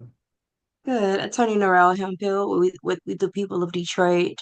I did have some questions. I saw a couple of capital improvement programs that we have going on right now. And if possible, when we have presentations, would we be able to give public comment on the presentations? It does help when we are giving information back to the community to be able to give feedback on the presentations and then also ask questions where we need clarification. I did have a couple of questions on the improvements. I saw a couple of major lead line projects that are coming up, and I wanted to know how are the locations for the programs, how are the locations chosen? What's the priority? Is there a map? Will we know what neighborhoods are going to get replacement or have major capital improvement projects next? I had a couple of community members that wanted to know when their lead lines are being replaced, and also there's some work that's going to be done, I believe, in Corktown or around that area, and they wanted to know if something like that were going to be done in their neighborhood.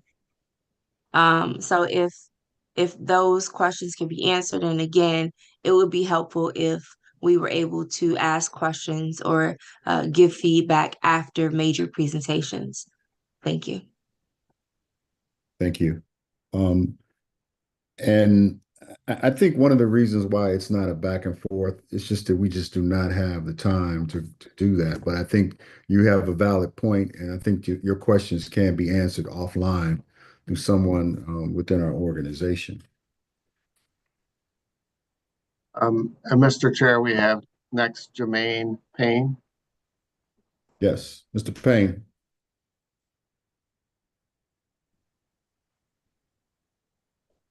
Good afternoon, commissioners and board members. I just want to speak on the subject of capital improvements. I know that we have already addressed in the finance committee about the water main breaks around the city.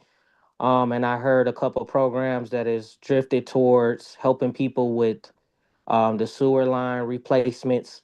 And I heard someone testify to that. Right now, I just think that we need to have more engagement with the city because, I mean, the community when it come to capital improvements, because there's a lot of things that's going on where neighborhoods haven't been touched. There's a lot of problems with sewers, issues with cleaning and collapse, and our basements are continuously bagging up. So I want to know if we can get more community engagement, something on the books for that to happen because there's a lot of people who are having issues with that. Okay. Thanks for your comment. Well noted. Mr. Chair, we have Mr. Miko Williams. Mr. Williams, how are you? Hi, Commissioner Coleman. It's great to hear from you, sir. Happy New Year to you. You too, as always. How you doing? I'm okay. I'm okay. I just want to respond to the previous caller before in regards to questions following public comment and following the presentations. Back in the day, we used to have that option. If we were being presented, especially in revolves to the drinking water fund and including other projects, there used to be a small method where we would open public comment based on that particular presentation. Not only we had it for annual meetings, we need it for the public formal meeting. If you have any presentations, like there's 3 presentations today, they should be able to have public comment, and that would be only particular to the conversation at hand. There should be some time at the end because residents want to know more. We got a concern about this money that we're hearing, and flooded basements have not been fixed. Water lines and such we hear they're being fixed.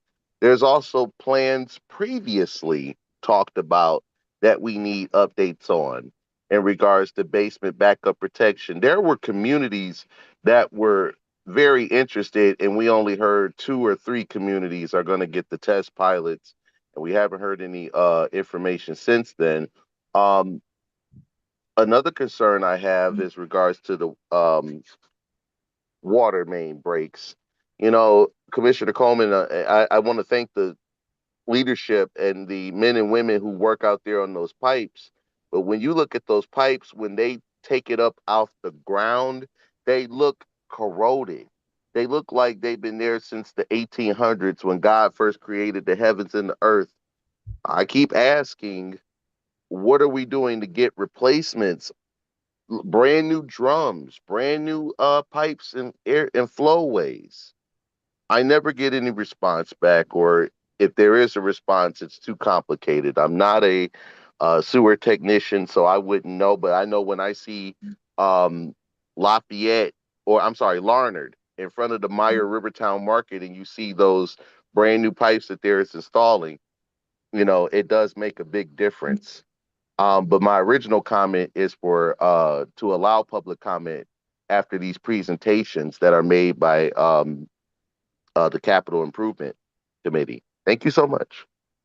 Thank you. Appreciate your comments as always. Anyone else? Mr. Chair, that was the final hand. Thank you. You're welcome. Next up is communication. I see we have none. Number 7, unfinished business. We have none. New business.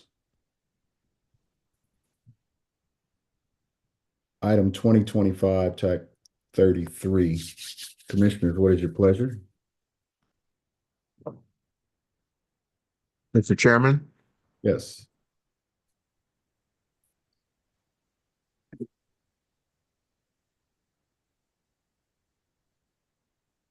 Mr. Chairman, Yes. I would move that upon recommendation of Samuel A. Smalley, PE, Deputy Director, the Board of Water Commissioners for the City of Detroit Water and Sewerage Department recommends adoption of a final project plan for the Detroit Water and Sewage Department sewer rehabilitation and designating an authorized project representative, fiscal year 2025 Clean Water State Revolving Fund, CWSRF. The BOWC also authorizes the Chief Financial Officer and the Director to take such other action as may be necessary to accomplish the intent of this vote. Is there a second? Support. It has been moved and supported. Can we, before I call the vote, is there anyone on the team that wants to talk about this motion?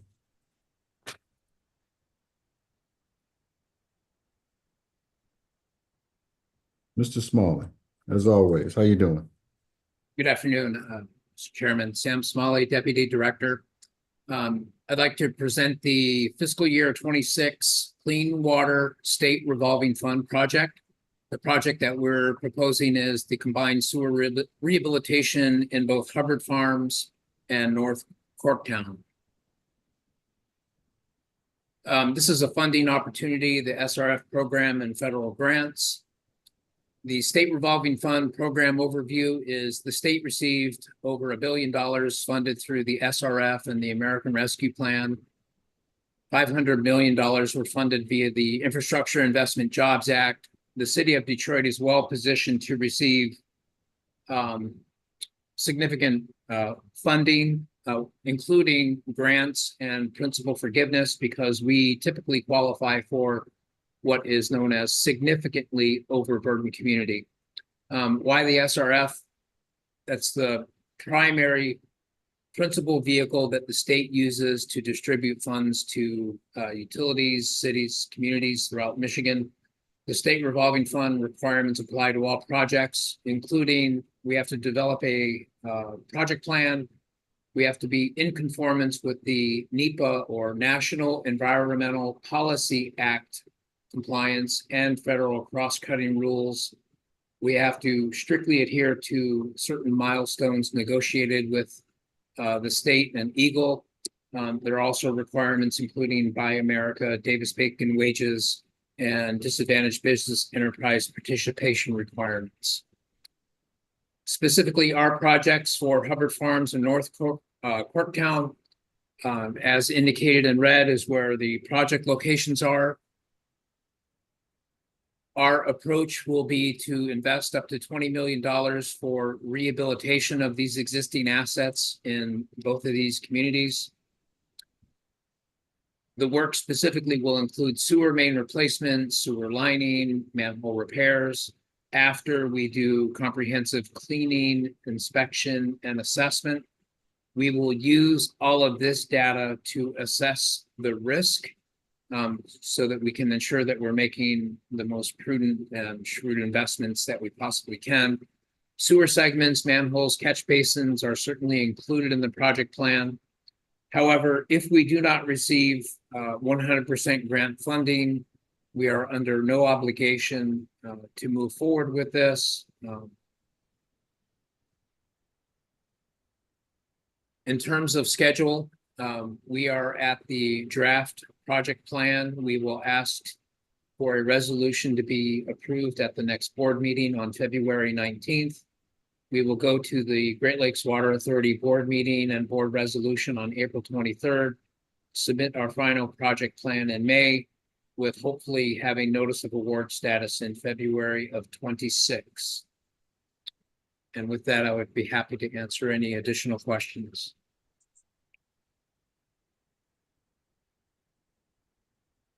Any questions, commissioners? Thanks, Sam. I appreciate it. Thank you. So at this time, I'd like to call a vote. So all in favor, signify please by saying aye. Aye. Aye.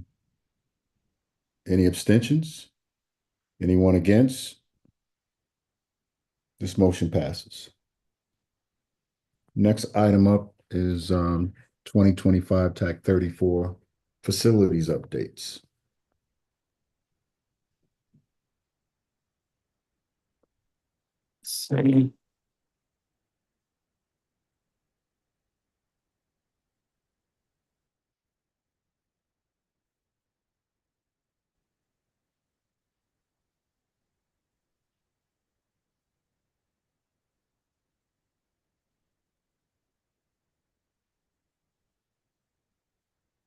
Good afternoon, Commissioners and Deputy Director and Director. I'm Martin Craig, DWSD Facilities Manager. Thank you for the opportunity to present the CIP Improvement Program update to the board. Next, please. Service order request. Since its inception on September 1st, 2023, it has generated over 700 service requests, and 400 requests were received in 2024. These requests are for like heating, cooling, janitorial, pest control, etc. And who has access is DWSD and GLEWA, and all at all our sites. Next, please. Next is our completed CIP projects. Administration, building number 1, elevator modernization at CSF. This project included mechanical, electrical equipment upgrades and replacements. Next, please. Replacement of 6 rooftop units at CSF. This project included mechanical equipment removal, reinforcement, and delivery and installation. Next, please. Fiscal year 24 critical HVAC unit replacement and at MOB and CSF. The following units were replaced under a 1-year plan.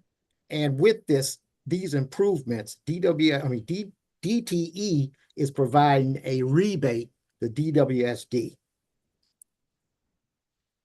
Next, please.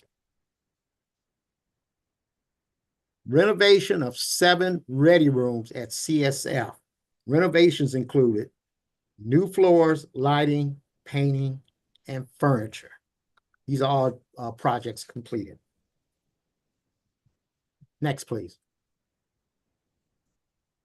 This is our active CIP projects. This one here is interior concrete repair at CSF. Replacement of 14,000 square feet of failed concrete floor in the east yard, supporting various types of equipment over a lower level spanning about 120,000 square feet. So that's ongoing, and turnover is estimated in the second quarter of 25. Next, please. 10th floor renovations at MOB. We're doing a portion of that floor, and first quarter 25 is due to turnover. Next, please. This is our new employee parking lot. It's existing, but we're renovating that. We are in the design phase. This is inclusive of a storm water management system with a retention pond and vegetation, 429 spaces, a walking path, and a sitting area. And that's due the fourth quarter of 25. Next, please. At our west yard, we're going to replace the mechanical gates. That's upcoming. That's not happening yet, but that's upcoming. And also structures at MOB, the repair of this exterior structure damaged to the MOB penthouse. I'll leave here at 9. Next, Run please. 9, meet him. Facilities is cleaning up the mess. Maintenance, efficiency, safety, and satisfaction. Next, please. And thank you for listening. And if you got any questions.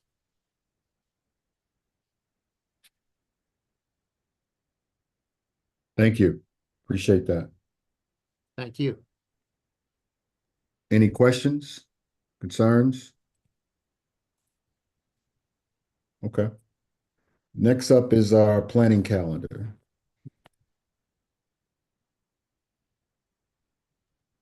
I think next up, Mr. Chair, is the CIP budget, CIP 2630 budget. Oh, I'm sorry. Yes, 2025-39. Yes. Yeah. Thank you, Mr. Rowan. Sure. All right. Good afternoon again, commissioners. Good afternoon, Mr. Chair, Mr. Kuraman, Chief Financial Officer at DWSD. Today, I'll be walking you through the first draft of the 5-year CIP plan and the FY 2026 CIP budget. The next slide here is a summary of all our projects, or a summary of the projects that we are planning for the next 5 years planning cycle. As you will see here, these are proposed numbers, not the final ones, but this is for review and discussion this time of the year. Once we go through this phase, I'll be coming back to you again in April with the final draft and your final approval. But here is the summary of all the projects that are included in the 5-year planning cycle. As you'll see here, the FY 26 to 30 CIP plan provides for $543 million of water system improvements and $813.4 million of sewer system improvements over the next 5-year planning cycle. This is a total system-wide capital plan of $1.4 billion. The FY 25-26 alone budget for both the systems is $280.6 million. Water is $115.6 million and sewer is $165 million. Approximately 70% of the 5-year budget is for water main and sewer line replacement projects. Those projects are detailed in the slides that will follow this slide. Approximately $152.1 million and $230.6 million have been committed to lead service line replacement program and stormwater infrastructure projects, respectively, over the next 5 years. Again, this is a high-level summary.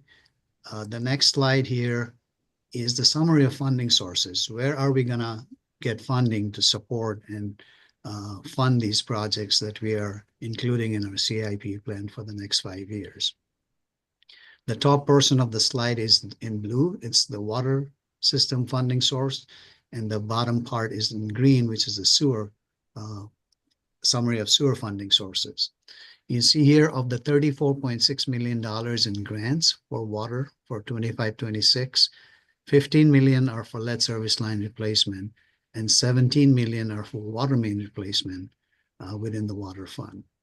Now, except for 2 lead service line projects amounting to $6.5 million, all other projects are active and ongoing at this point in time.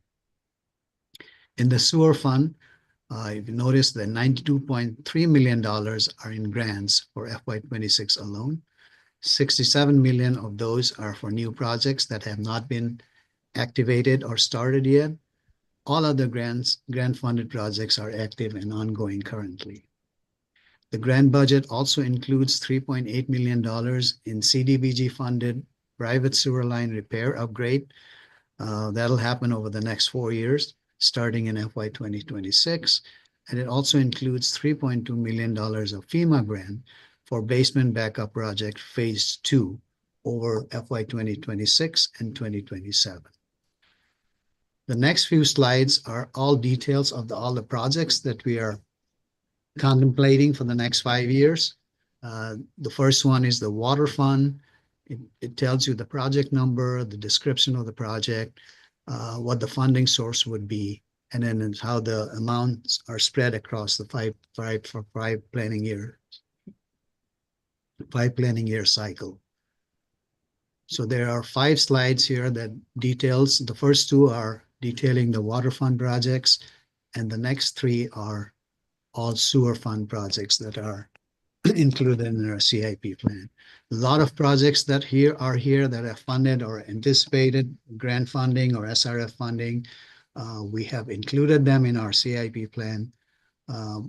We do not know what the future holds in terms of new grants, but depending on if we get all the money that we are hoping for, this plan stays. If there is any modification to future funding opportunities, we will bring that to you as it becomes available. So my presentation is short today. I just wanted to present you with the summary of our CIP plan for the next 5 years, along with the project listed. We have time till April to finalize this draft when I'll come back with the final report on the April 2nd meeting for your approval and also for your recommendation to the full board, which will meet on April 16th. Concludes my presentation. If you have any questions, I'd be happy to answer. Thank you. Any questions, commissioners? None at this time. Okay. Next up, is item number 9, planning calendar. There aren't any changes to the planning calendar, Mr. Chair. Thank you. I appreciate that. Any other matters to be brought before the board at this time? Excuse me, the committee at this time?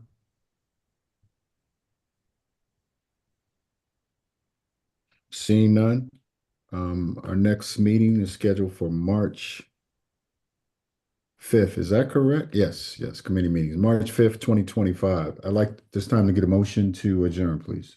Move adjournment. Been moved. It's been supported. CIP committee meeting is adjourned. Thank you, guys. Appreciate it. Say we have a little break. We have 15 minutes to the start of the next meeting.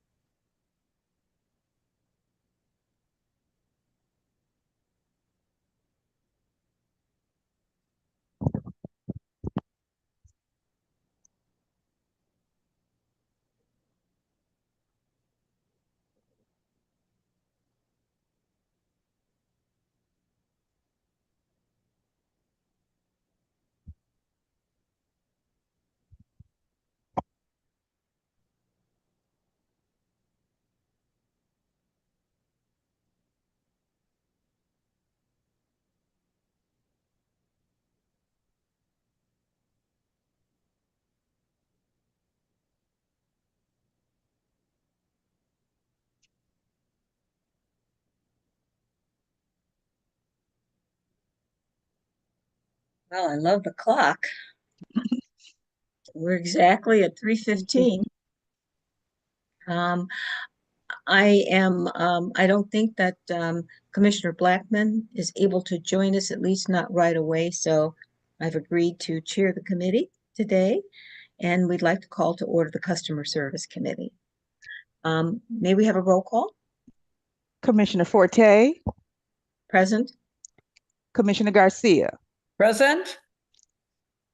Chairperson Blackman is excused but plans to join us, but I'm not sure if she will. But Madam Chair, we do have a quorum. Wonderful. We'll proceed. So the first item is approval of the agenda. Commissioner Garcia, may we have a motion? So move. Support. All in favor signify by saying aye. Aye. And I assume Commissioner Garcia. Aye. Yep, you're an aye as well. Okay. We received in advance the January 7th, 2025 meeting minutes. Like a motion for So approval. move. Support. It's been moved and supported. All in favor signify by saying aye. Aye. And I'm assuming Commissioner Garcia is. Oh, aye. Thank you. Okay, we're at the point of our agenda for public participation. Mr. Peckinpah, do we have public participation? Yes, Madam Chair. We do not have any hands raised at this time. Thank you. Okay, at this point, our public participation is now closed. We'll move on to communications. We have none. Item 7 is unfinished business, and we have none. We'll move directly into item 8, new business. And we have 2025-40, and we have the customer service presentation, and I'm going to turn it over to Mr. Phillips. Commissioner Forte, thank you very much. I will.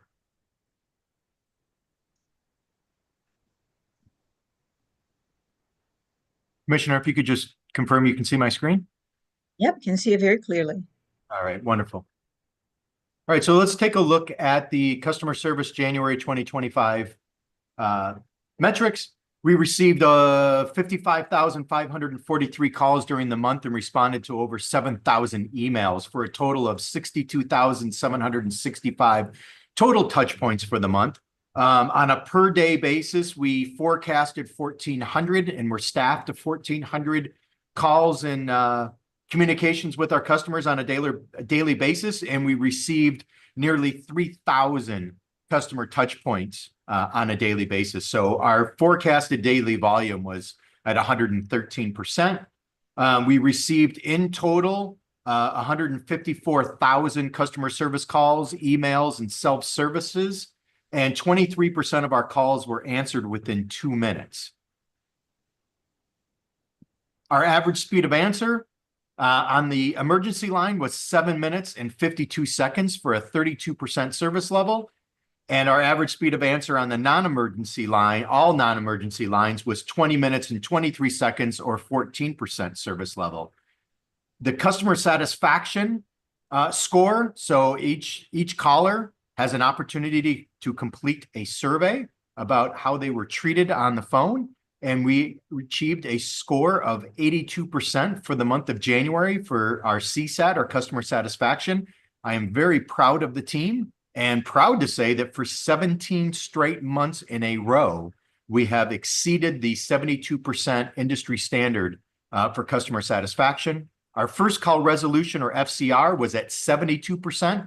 The industry standard is 71%, so we were 1% over our target.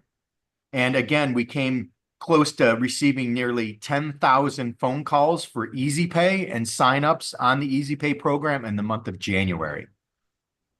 Any questions thus far? I have no questions, just a comment. Awesome. Thank you. Commissioner Comments, Linda. Great job, Mr. Matt. Thank you, Commissioner Garcia. Commissioner Garcia asked last month at the last meeting if we could, if customer service could provide some type of month by month or month over month look at our metrics. So I moved this data up into the presentation. It's a bit of an eye chart, so I won't go through it. But as you can see here, this is a 6-month comparison, month over month from August through January of all of our KPIs or key performance indicators. As you can see, we remained relatively consistent as far as our volume goes throughout the last 6 months. But I just wanted to provide this for reference. Commissioner Garcia, any questions? No, I guess we got a lot more calls in October, right? I mean, that seems to be the highest. September and October.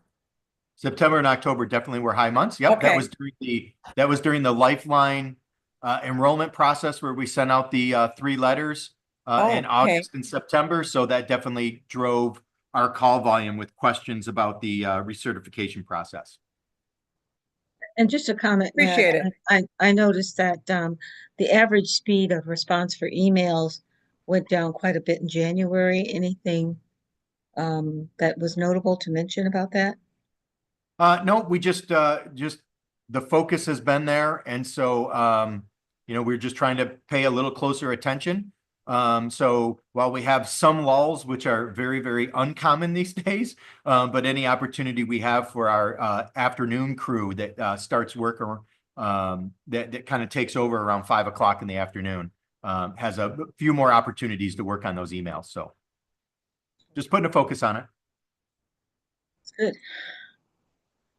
All right. We're going to move on to the Lifeline affordability and Easy Pay programs. So just taking a look at January, I'm not going to, this slide is up here just for reference, but I've already covered this material on the first committee meeting that was right before public comment. So this is just for reference. But kind of covered here, looking at receiving the Lifeline benefit in the month of January, there was 12,604 residents or accounts that were receiving the Lifeline benefit, and that's the benefit, that's the tiered affordability payment of either $18, $43, or $56 a month. We had nearly 19,000 individuals that have registered for Easy Pay as of October 1st. We have 6,124 individuals that have been approved for the Lifeline program through the recertification process. There's approximately 10,000 applications pending recertification by Wayne Metro, and as well as some net new individuals, 5,781 that have never been on Lifeline before, but have completed an application to get into the program. We will start during the month of February of looking at those individuals as Wayne Metro has processed through the majority of the applications for the recertification process. So we will start with any funds that are remaining. Looking at Easy Pay for the month of January, again, almost 19,000 people are enrolled. We have 8,900 individuals that are actively paying on a monthly basis, or in other words, 48% of our enrollees are successful, meaning that they're making their payment on time on a monthly basis. In comparison, some of the other repayment programs have seen success rates of around 10 to 15%. So Easy Pay is based on this data, is showing a much more successful program. And we've collected $10.5 million in total for Easy Pay. That's the current month payment as well as the Easy Pay payment combined for all the individuals that are on the Easy Pay program. Any questions before I turn it over to the planning calendar item, which is a short update from our Public Affairs Director, Brian Peckinpah. Any questions, Commissioner Garcia? No, thank you. Mr. Peckinpah. Thank you, Mr. Phillips. So, Madam Chair and Commissioners, we thought we'd give you a timely update about how we're communicating with customers regarding water main breaks during the frigid temperatures and the recent change in temperatures up and down the last few weeks in Detroit. So we've had a number of water main breaks. We thought we'd be proactive and use available platforms to communicate with customers, not only news media, which we've used robustly over the last few weeks, but also Gov Delivery. The city has a Gov Delivery email platform. It goes to about 36,000 subscribers who voluntarily subscribe for city updates. We sent 2 updates in the last 2 weeks to this list for water main breaks and what people should do when they see it, as well as what safety tips they can do in their own home. We also did several social media posts almost on a daily basis to let folks know, just be patient with us. Our crews are working hard in this frigid weather to repair water mains and make sure they also keep a reasonable temperature of 55 degrees and above in their house to keep their pipes warm as well in their household. And one added benefit that we did want to share with the commission today is that our media buyer gave us a gift last week, so to speak, where they were able to arrange with one of the radio outlets, actually 2 of the radio outlets, WMXD and WJLB, to have all this week 5 spots for free to let the public know that we are on the job repairing water mains, and just please be patient with us. If you see bubbling water on the street, please call our customer service number or use the Approved Detroit app. So we're expanding that. We're leveraging our media contract to also do episodic emergency related communication, not just advertising and customer education campaign. That is our update for today. Do you have any questions? No questions for me, just what a wonderful gift. So that was great. Yeah, we're very pleased with that, Madam Chair. Yay. Commissioner? Yes. Thank you. This ends the customer service presentation. My. Okay, we'll go back to our agenda. Great presentation. Thank you. Very, very positive. Okay. Are there any other matters to come before the Customer Service Committee? If none, our next meeting is scheduled March 5th, 2025, and I'll entertain a motion for adjournment. Also move, Madam Chair. Thank you. And I support that. We are adjourned. Thank you. Thank you, Matt. Thank you, Brian. Thank you, Commissioner. I just want to say, though, I think that, might have been the fastest. That's for Marion. She gave me a pep talk beforehand. So Great job, Matt. thank you. So we do have our next meeting not till 3:45, the HR. So we have a little break again. Great. Thanks, Linda. Oh, you're welcome. Anytime.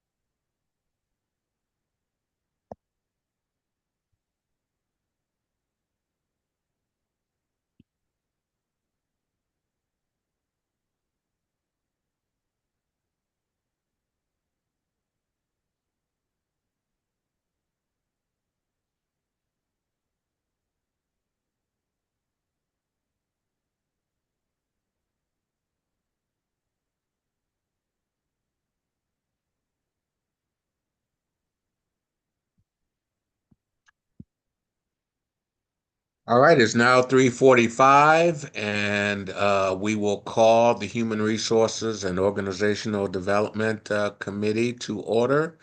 Madam Secretary, could we have a roll call, please? Chairperson Davis, Present? Commissioner Garcia, Present. Commissioner Blackman is absent. Mr. Chair, we do have a quorum. All right, thank you very much. Is there a motion to approve today's agenda? So moved, Mr. Chairman. I support. All in favor signify by the sign of motion. Sorry. Aye. All in support signify by the sign of aye. Aye. That motion is carried. Thank you. Is there a motion to approve the minutes from January 7th? So moved, Mr. Chairman. Thank you. All in favor of the motion signify by the sign of aye. Aye, and that motion is carried as well. Thank Is you. there any public participation? Yes, Mr. Chair, we do have Mr. Miko Williams who would like to make a public comment. All right, Mr. Williams, welcome again.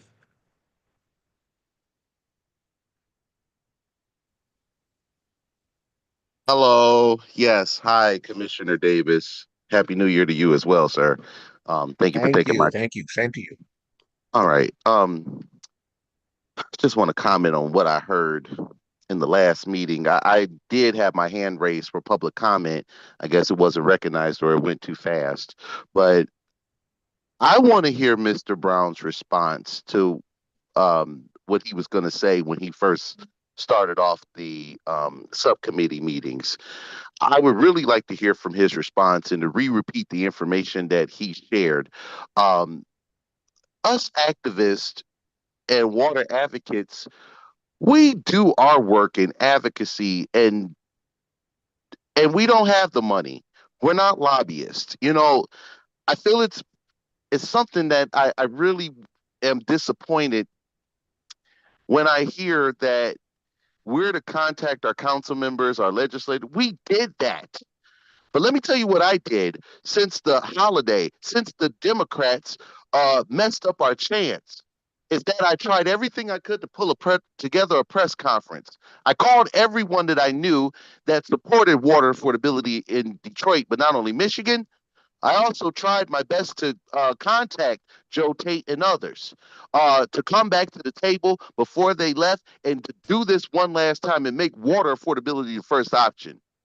Our fundraiser only raised less than $1,000. I was able to help 4 people.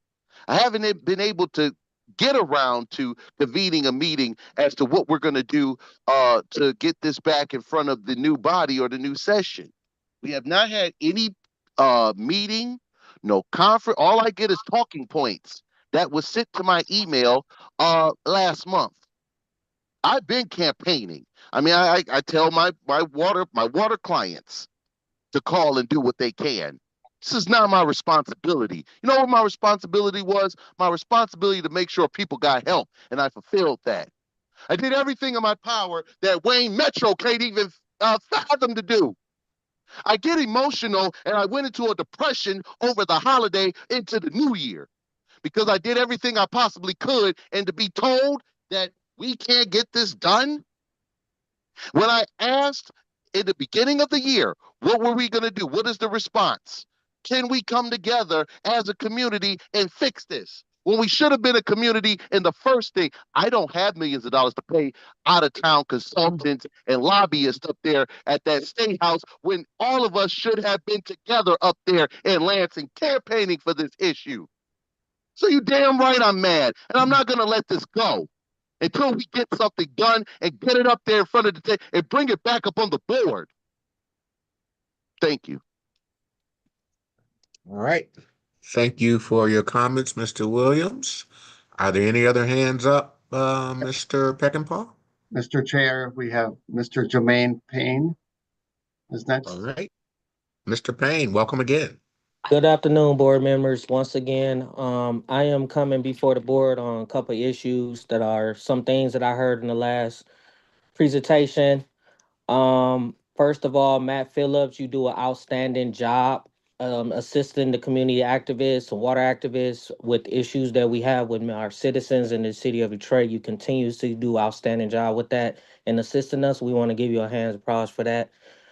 One of the things I heard in the board meeting prior to this meeting was we talked about race dealing with hiring within the department. And I heard that only 15 people are Hispanic in the DWSD department. If that's what I heard, that seems a little bit very low when it comes to diversity in our city, as well as we hire a lot of people who are non-residents of the city of Detroit compared to who are residents in the city of Detroit. And I think that's an issue too. And I think this issue came up last year when Commissioner Garcia spoke on this about the diversity within Hispanics and amount of Hispanics that are hired within the department. And I think I brought it up on several occasions about that as well. Being a Hispanic African American citizen, taxpayer in this city, I think that's an issue that we are not giving the incentives to hire towards other races within the city, as well as making it a requirement to be a resident of the city through our hiring process through DWSD.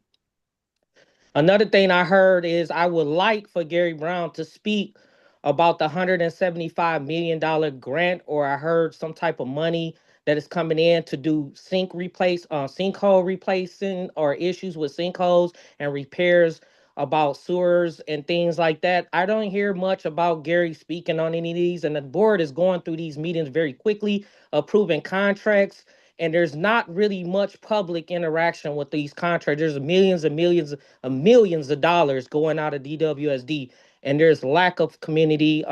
There's lack of public comment on those millions of dollars. We're not able to access or speak on those things, and the board is just constantly approving things, and it's just mind blowing that this board doesn't interject or doesn't question what is this money going for. I just hear a bunch of money going out. It's the curb stops. We didn't approve contracts last year for curb stops and brass shutoffs for contracts that are in the millions. I mean, I don't understand how we're just blowing out the money like that. That's it. All right, Mr. Payne, your comments are noted. Mr. Peckinpah, Mr. do we have any Chair? other hands? Yes, sir. Mr. Chair, we have Ms. Joyce Jennings is next. All right, Ms. Jennings, welcome. I sincerely apologize. I'm multitasking while I'm online. I wanted to thank you for your report about those who are waiting for Lifeline assistance or recertification. I just wanted to report, since I've been online and while you took your break, I did speak with Wayne Metro, and they have confirmed that we have been recertified for the water affordability program. And I am a former City of Detroit employee, and I've been attending our active and retiree meetings. There are a lot of us who worked for the city, whose pensions have been taken, and we are in need of home repairs, home improvements, and a lot of the programs we oftentimes don't qualify for.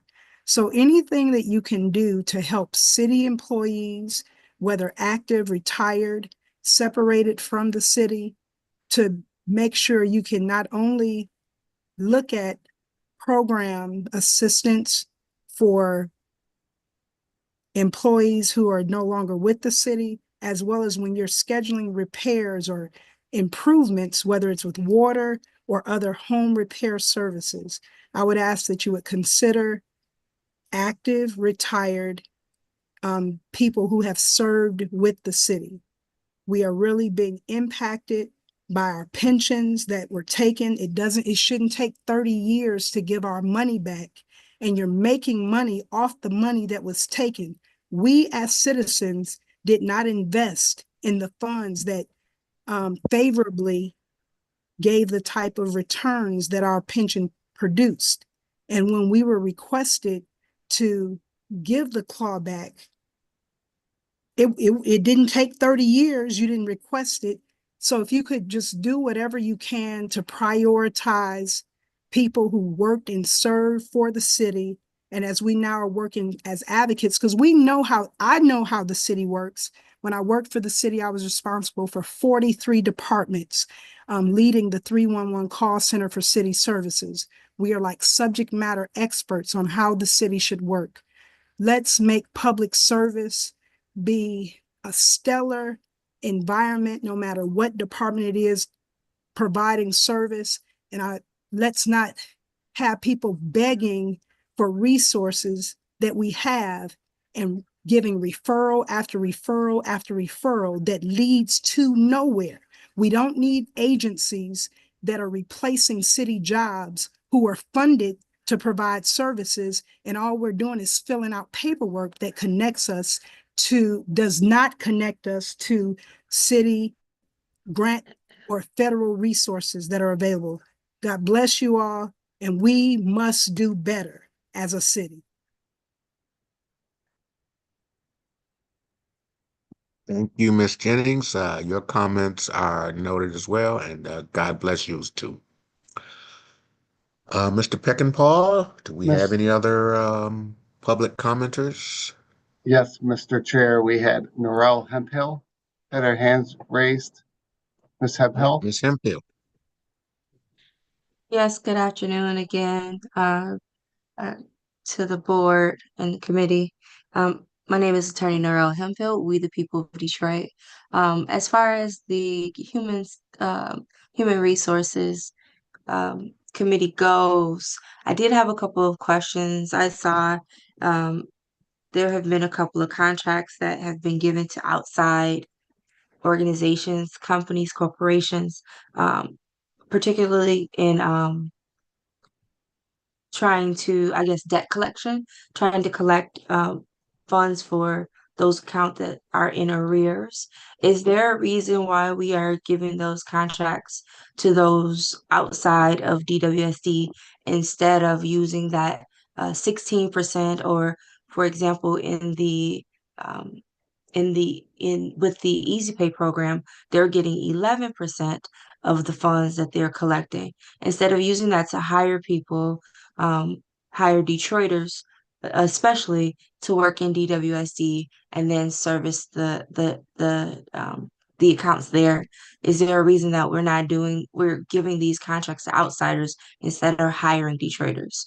We know that jobs, contracts, and training are also a pathway to water affordability. When Detroiters have jobs, they're then able to afford their water bills, which actually pays back into the system. So again, as we look at the human resources and employment and hiring, why are we using outside contractors instead of hiring Detroiters? Thank you. All right. Thank you, Ms. Hemphill. Mr. Chair, that is the last hand raised. All right. Thank you, Mr. Peckinpah. That brings us to communications, and there are none.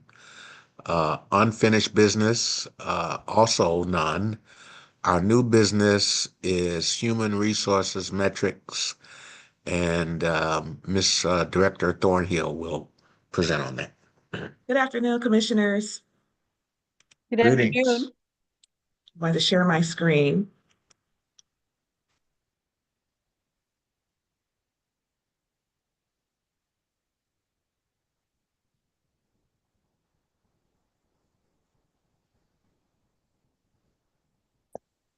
We'll go through the human resources metrics. Our first slide shows our employee demographics by ethnicity.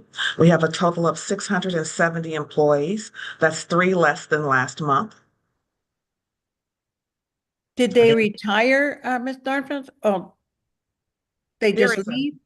There is a mixed. I'm sorry, Mr. Chairman. No, go right ahead, Commissioner. You're fine. There's a mixed answer to that, Commissioner. So the net is a net 3 decrease. So we've hired people, some people have left and some people have retired. So it resulted in a net decrease of 3. So all 3, yes. Thank you. You're welcome. excuse me, Patricia, Yes. I'm sorry, Mr. Chair. It is 4 o'clock and we need to recess to open up the legal committee and we can come back to the HR meeting. Right. The Human Resources Committee will recess to the call of the chair.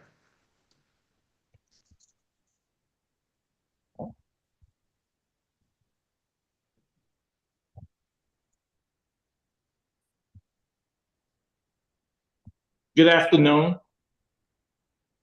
Good afternoon. Hi, Commissioner Kinlock. Okay, are we ready? Yes. The Committee on Legal and Government Affairs for the Detroit Board of Water Commissioners will now come to order. Would you please call the roll? Chairperson Kinlock, Present. Commissioner Einhauser, Present. Commissioner Blackman is absent. Mr. Chair, we do have a quorum. Yes. Did we finish up the last meeting? We did not. We need to recess. We'll recess to the call of the chair.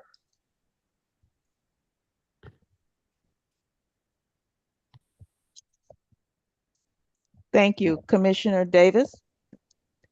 All right. We'll now reconvene the Human Resources Committee. Ms. Thornhill, please continue. Thank you, Commissioner. Share my screen.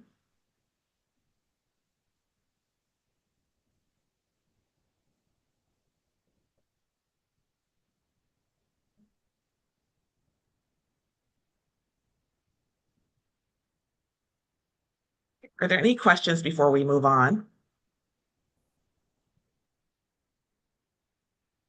As mentioned previously, we have a total of 670 employees. Again, that's a net change of three less. And we did have 4 employees retire. We had a field service technician. Her name is Janice McCullough. She had 36 years and 11 months of service. Wow. Yes. One office support specialist, Tyrone Montgomery, with 23 years and 7 months of service. One engineer, Mohammed Boudali, with 26 years and 10 months of service. Wow. And one inspector, Sandra Van Buren, with 23 years and 11 months of service. We wish them all a happy retirement. Oh, yes. Are there any questions? Okay. Our next slide just shows our annual head count year over year and where we are actually this year in 2025. Our next slide covers our retirement eligible employees and the numbers. Again, we're holding steady at 18% of our employees being retirement eligible. And again, when we conduct our quarterly succession planning meetings with the various divisions, we do talk about action planning behind backfilling those employees when they retire. So we have a focus on those employees and when they may retire and what we would do about it. Mr. Chairman, question? Yes, Commissioner Garcia. Yes, Ms. Thornton, I'd like to see, you got 46 employees that are really eligible at 30 years and the ones for 47 of them for 25 years. Is that probably more the average that they stayed? Because I know somebody stayed 40 years, but the majority of them seem to stay like 25 to 28. May have been the standard for a certain group at a certain period of time. Demographically now, new hires are not staying. New hires, depending on their generation, they are quickly changing jobs if they find Right. something more suitable. Yeah, you find, Patricia, that the younger people seem to change jobs more so than the people that have a little more season, right?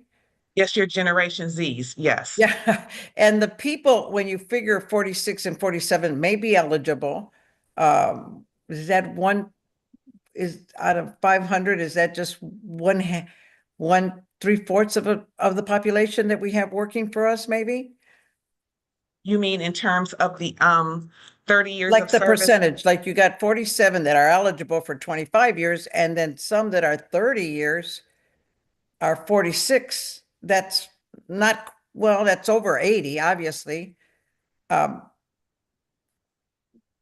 if, let's say, if they decide to retire tomorrow, you would lose like 1/3 or 2/3 of the employees. It's a little less than that. Okay. Yeah, it's a little less than that, but we do have a handle on it, Commissioner Okay. Garcia, because that's why we conduct the succession planning, Okay. so that we can make sure we have a backfill strategy for when those people do move on to other positions. And I'm gonna give you a answer. It's about 14% of Oh, the okay. population. Thank you. Appreciate it. You're I welcome. just wanted to know because that would be 30 years and 25 years to me would be a great deal of knowledge and experience, and hopefully Yes. they're grooming other people to take their jobs if they should retire. Yes, That we're doing that succession through. plan that you have. Yes, Okay. absolutely. Yes. Thank you, Mr. Chairman. Thank you, Patricia. Very well. You're welcome. Next, we'll talk about our open positions. We do have 13 open positions and a total of 11 requisitions. And they're all on this one screen here. Any questions?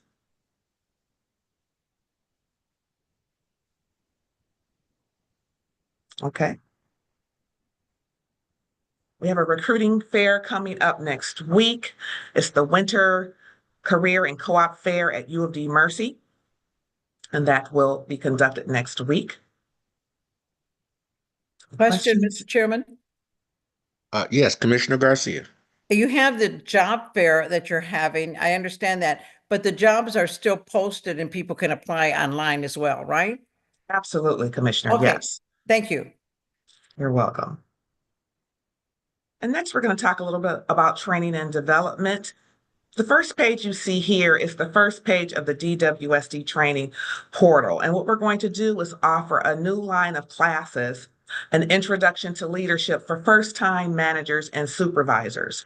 This will help us address some gaps that both HR and management have witnessed with some of our leaders. So what's new? We have this new curriculum. And we are partnering with the New Horizons Training Center to develop this online curriculum. And again, it's for our many, many first-time leaders, team leaders, and managers. So from the DWSD homepage portal, you would select Introduction to Leadership, and you will be presented with a list of the courses. And we did collaborate with operations, leadership, and other members of management to come up with these classes. And the HR training and development manager, Carla Calhoun, has been instrumental in assisting with the development of these classes with New Horizons. So you'll see evolving into the supervisor's role, navigating the modern workforce, diversity, culture, and generations. And I won't read them all, but you'll see them all here on the screen. One that's really important too is constructive conflict management and navigating difficult conversations. Are there any questions? A couple of more slides that we have. Registration is very easy. So through our portal, all you have to do is select the course, talk to your manager, select register, and there's no additional cost for the employee. So there's no cost for the employee. You see the price there, but the employee does not have to pay anything. And fill out the pre-registration, which is sent to the manager as well. So have a prior conversation, and then this information is sent to the manager, as well as Carla Calhoun, the training and development manager. Any questions, though, before we move forward? Okay. And next, we have one more slide related to our planning calendar. And this month, we are going to talk about the vacancy rate. And it's very important that you keep a pulse on what that is, because our job is servicing our customer. Our customer is the entire DWSD population, and filling positions to make sure we can service our customers. So let's talk about what we've done. And we did mention this last year as well. You'll see on the screen, 2022 is represented by a green line. 2023 is represented by an orange line, and 2024 is represented by a blue line. First of all, a healthy vacancy rate nationally is considered less than 10% for most organizations, and it implies that there's a balance between supply and demand of the jobs. So if you take a look at the blue line, and we're going to focus on the vacancy rate for 2024, you'll see that we ended the year with a 2% vacancy rate. So we're way under what nationally we call a healthy vacancy rate. In 2022, Human Resources deployed a very aggressive strategy to re-engineer the recruiting process. And if you can see here on the trend lines, you'll see here for 2022, that green line here in September, this was during the fourth quarter, that's when our vacancy rate started to decline because we executed several different strategies such as hiring fairs and on-site hiring fairs to quickly fill our positions. And we also had hiring fairs at various community centers throughout the city. Are there any questions? If not, thank you. That concludes my report. All right, thank you, Ms. Thornhill.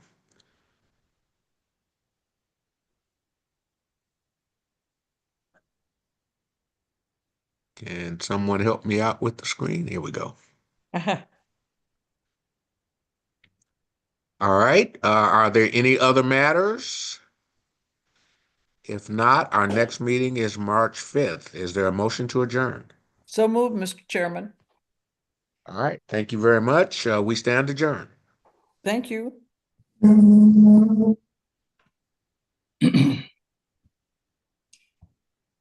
Thank you. The Legal and Government Affairs Committee meeting will reconvene. The next item on the agenda is the approval of the agenda. A motion is in order to approve the agenda. I would so move, Mr. Chairman. Is there support? I support. Okay, all those in favor signify by saying aye. Aye. Those opposed? This item stands approved. Next item on the agenda is the approval of the previous meeting minutes from January 7th, 2025. A motion is in order to approve the previous meeting minutes. I move we approve the minutes as presented. Support. All those in favor signify by saying aye. Aye. Aye. Those opposed? This item stands approved. Next item on the agenda is public participation. And at this time, I'd like to ask, is there anyone with their hands up or anyone who has indicated that they would like to address this committee this afternoon? Mr. Chair, we do have Mr. Miko Williams with his hand raised. With that being said, would you please read the public participation instructions?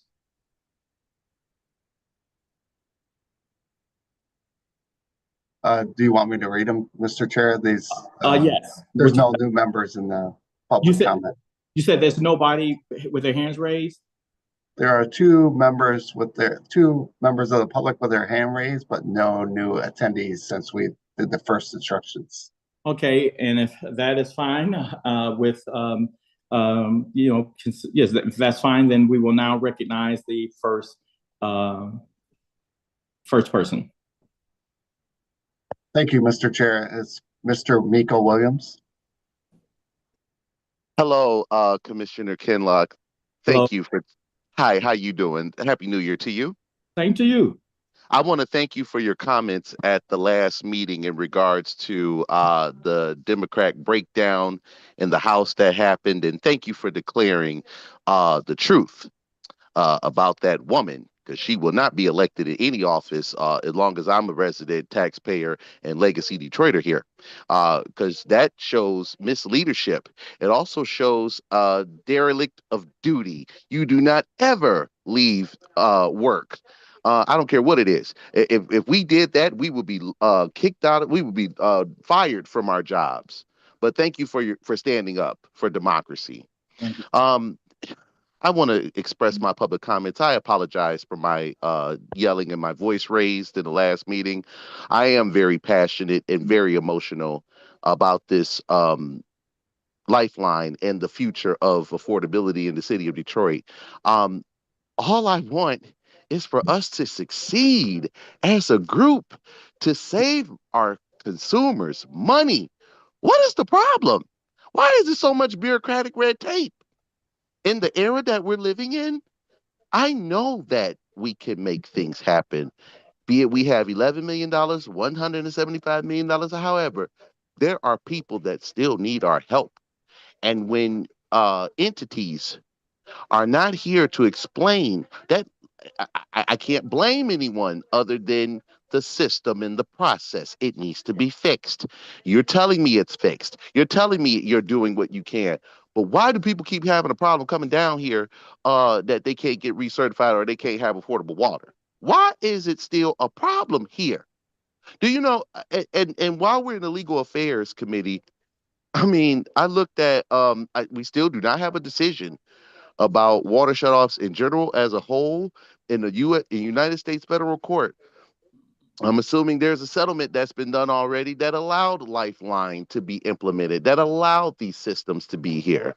Otherwise than that, we're not gonna have a successful program. And for those that have been removed off the program, I noticed that there's 12,000 people. If they've been removed off the program and haven't paid since day one, then so be it. Because I'm not gonna make excuses or cover for anyone that have not paid their water bill since. I just want to put that out there clear on the record, because I will not allow anyone that hasn't paid their responsibility or taken care of their responsibility to come up here and beg and get back on the program when they haven't paid one dime cents. Now, I hope to have a meeting soon to discuss the good things about this program, but hopefully we could come to a resolution to do better. Thank you. Nominated Tulsi Gabbard, Moscow's sweetheart, for a critical national. Okay, the next person. Mr. Chair, the next person is Ms. Joyce Jennings. Good afternoon again, committee. I would like to advocate for funding in support of Miko Williams and his Ms. Beulah Walker and their organization. I think they are the greatest champions of this Lifeline program. I know they have a nonprofit. They do a lot of fundraising on their own. There are other organizations who have funding in support of these programs. And I don't know if when people have been qualified for the program and they're kicked off, I don't know if it has to do with non-payment or if it may be due to a processing or a delay in processing. With the number of people who are waiting to be recertified, I don't know if there is a need to hire more staff. As the HR representative mentioned, I think there were 13 positions available. I don't know if that's connected to this program or with the nonprofits who've been funded to support this work. Do we have an update on their staffing vacancies? I also would like an opportunity, if the field trips have not been brought back into DWSD or any of their affiliates, if we could return opening up our water department and the agencies to our younger people, maybe starting in middle school, so that they'll be able to see the opportunities for careers associated with skilled trades and education that can support this work. I know last year I attended a meeting where the Army Corps of Engineers was brought in to help address some of the flooding issues that we historically have been having in the city of Detroit. But if we could also not only glean from those who are preparing to retire, who have the industry knowledge of how the department works, if we could also bridge the gap and bring back in field trips so that our Detroiters and others who rely on the system can know the opportunities that are available. We could start bridging the gap and providing training so that we can work together to find solutions. But I'm a big advocate of MECO and Beulah Walker. And if we can look at opportunities to get their nonprofit funded to help support the great work that they are doing, it would be greatly appreciated. Thank you so much and have a great day. Thank you. So, Mr. Peckinpah, are there Yes. other individuals, or have we received any emails or other communications directed towards this committee?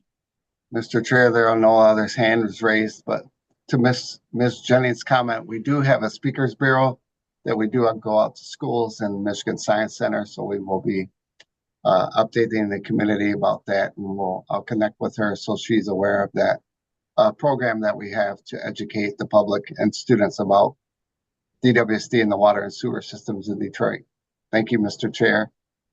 Thank you, Mr. Peckinpah. At this time, public participation is now closed. Mr. Chairman? Yes, Chair Eisenhower. Here, let me turn this back on. I just want to say, I think we appreciate the passion of the water advocates, you know, and nobody is more disappointed about that legislation not going through at the last minute than we are. And, you know, we're motivated on a couple of levels. First of all, nobody likes to do service interruptions. And, you know, there's no question that the Lifeline plan is probably the greatest single thing that's happened under my watch. And my watch is now more than 10 years. So it simply has to continue. And the other thing that motivates us is that money can't come into the department unless it comes through a Lifeline program. So it actually represents new money for us, which is very important in terms of running the system and keeping the rates down. So we appreciate the passion. Sometimes we don't express ourselves as passionately as some of the advocates do, but I think it's safe to say we feel as passionate as they do. Okay, so, you know, since you mentioned at the time, I absolutely want to talk about what drives me to participate and to work with our board and this body and my colleagues, you know, across our community, and we've worked hard to try to get this legislation passed. Amen. That's what drives me, is the fact that, and I appreciate Sam Smalley and the director and all of the folks who move swiftly, that when we have to, unfortunately, disconnect service, that they rapidly try to find ways of immediately getting that service restored. What drives me is that, like I may have mentioned before, in 1980, I remember when our water got turned off in the dead of winter, the pipes burst. So it created flooding, and we were living in a home without water service and had to borrow water from our next door neighbor. And I always go back to that time of pain and hurt of having to experience that. And I've always said that as long as I'm able, I will try to do my best to make sure that no one have to, and especially a child, have to experience that. But after becoming a member of this commission and understanding the laws and rules of engagement as it relates to ratepayers and how monies can be used, it was a extraordinary victory for us to have been able to get that legislation to where it was. And that is why I spoke with such passion last week, because it was absolutely irresponsible on a number of different fronts that calls for that not to pass. So MECO and all the water warriors, we appreciate you all, the work that you all do, but know that every one of us have our own experience and connections with understanding the pain and the hardship that is happening to so many families because of us not having a way to actually permanently fund a water affordability plan. And with that, we will now go to the next item on the agenda. The communications. Under communications, we have item 2025-42, receipt of correspondence. I'd like to ask if there are any questions associated with the FOIA report for January 2025.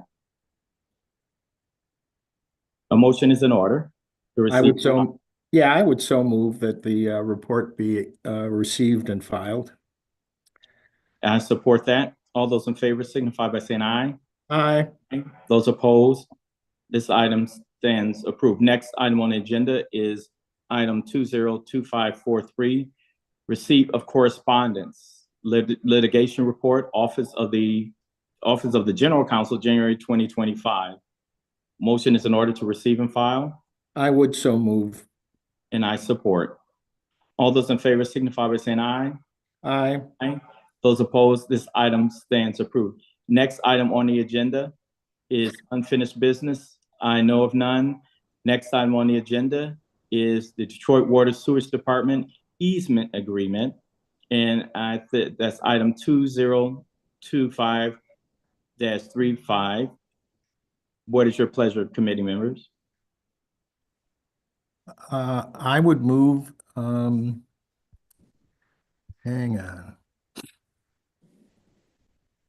We authorize the director to approve DWSD easement between NP Detroit Commerce Center LLC and authorize the director to take any other appropriate action. Support. And I'd like to ask who's here to speak to this. Good afternoon, Commissioners. Jacob Ari, Associate General Counsel.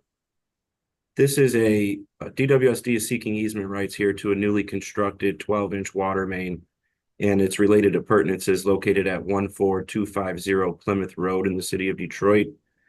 This easement is required for the department in order to maintain legal access to its infrastructure for maintenance, routine inspections, any potential future repairs or replacement purposes. We're asking that the committee recommend this item to the full board for approval, and I'd be happy to answer any questions that you may have. We're taking an easement from them?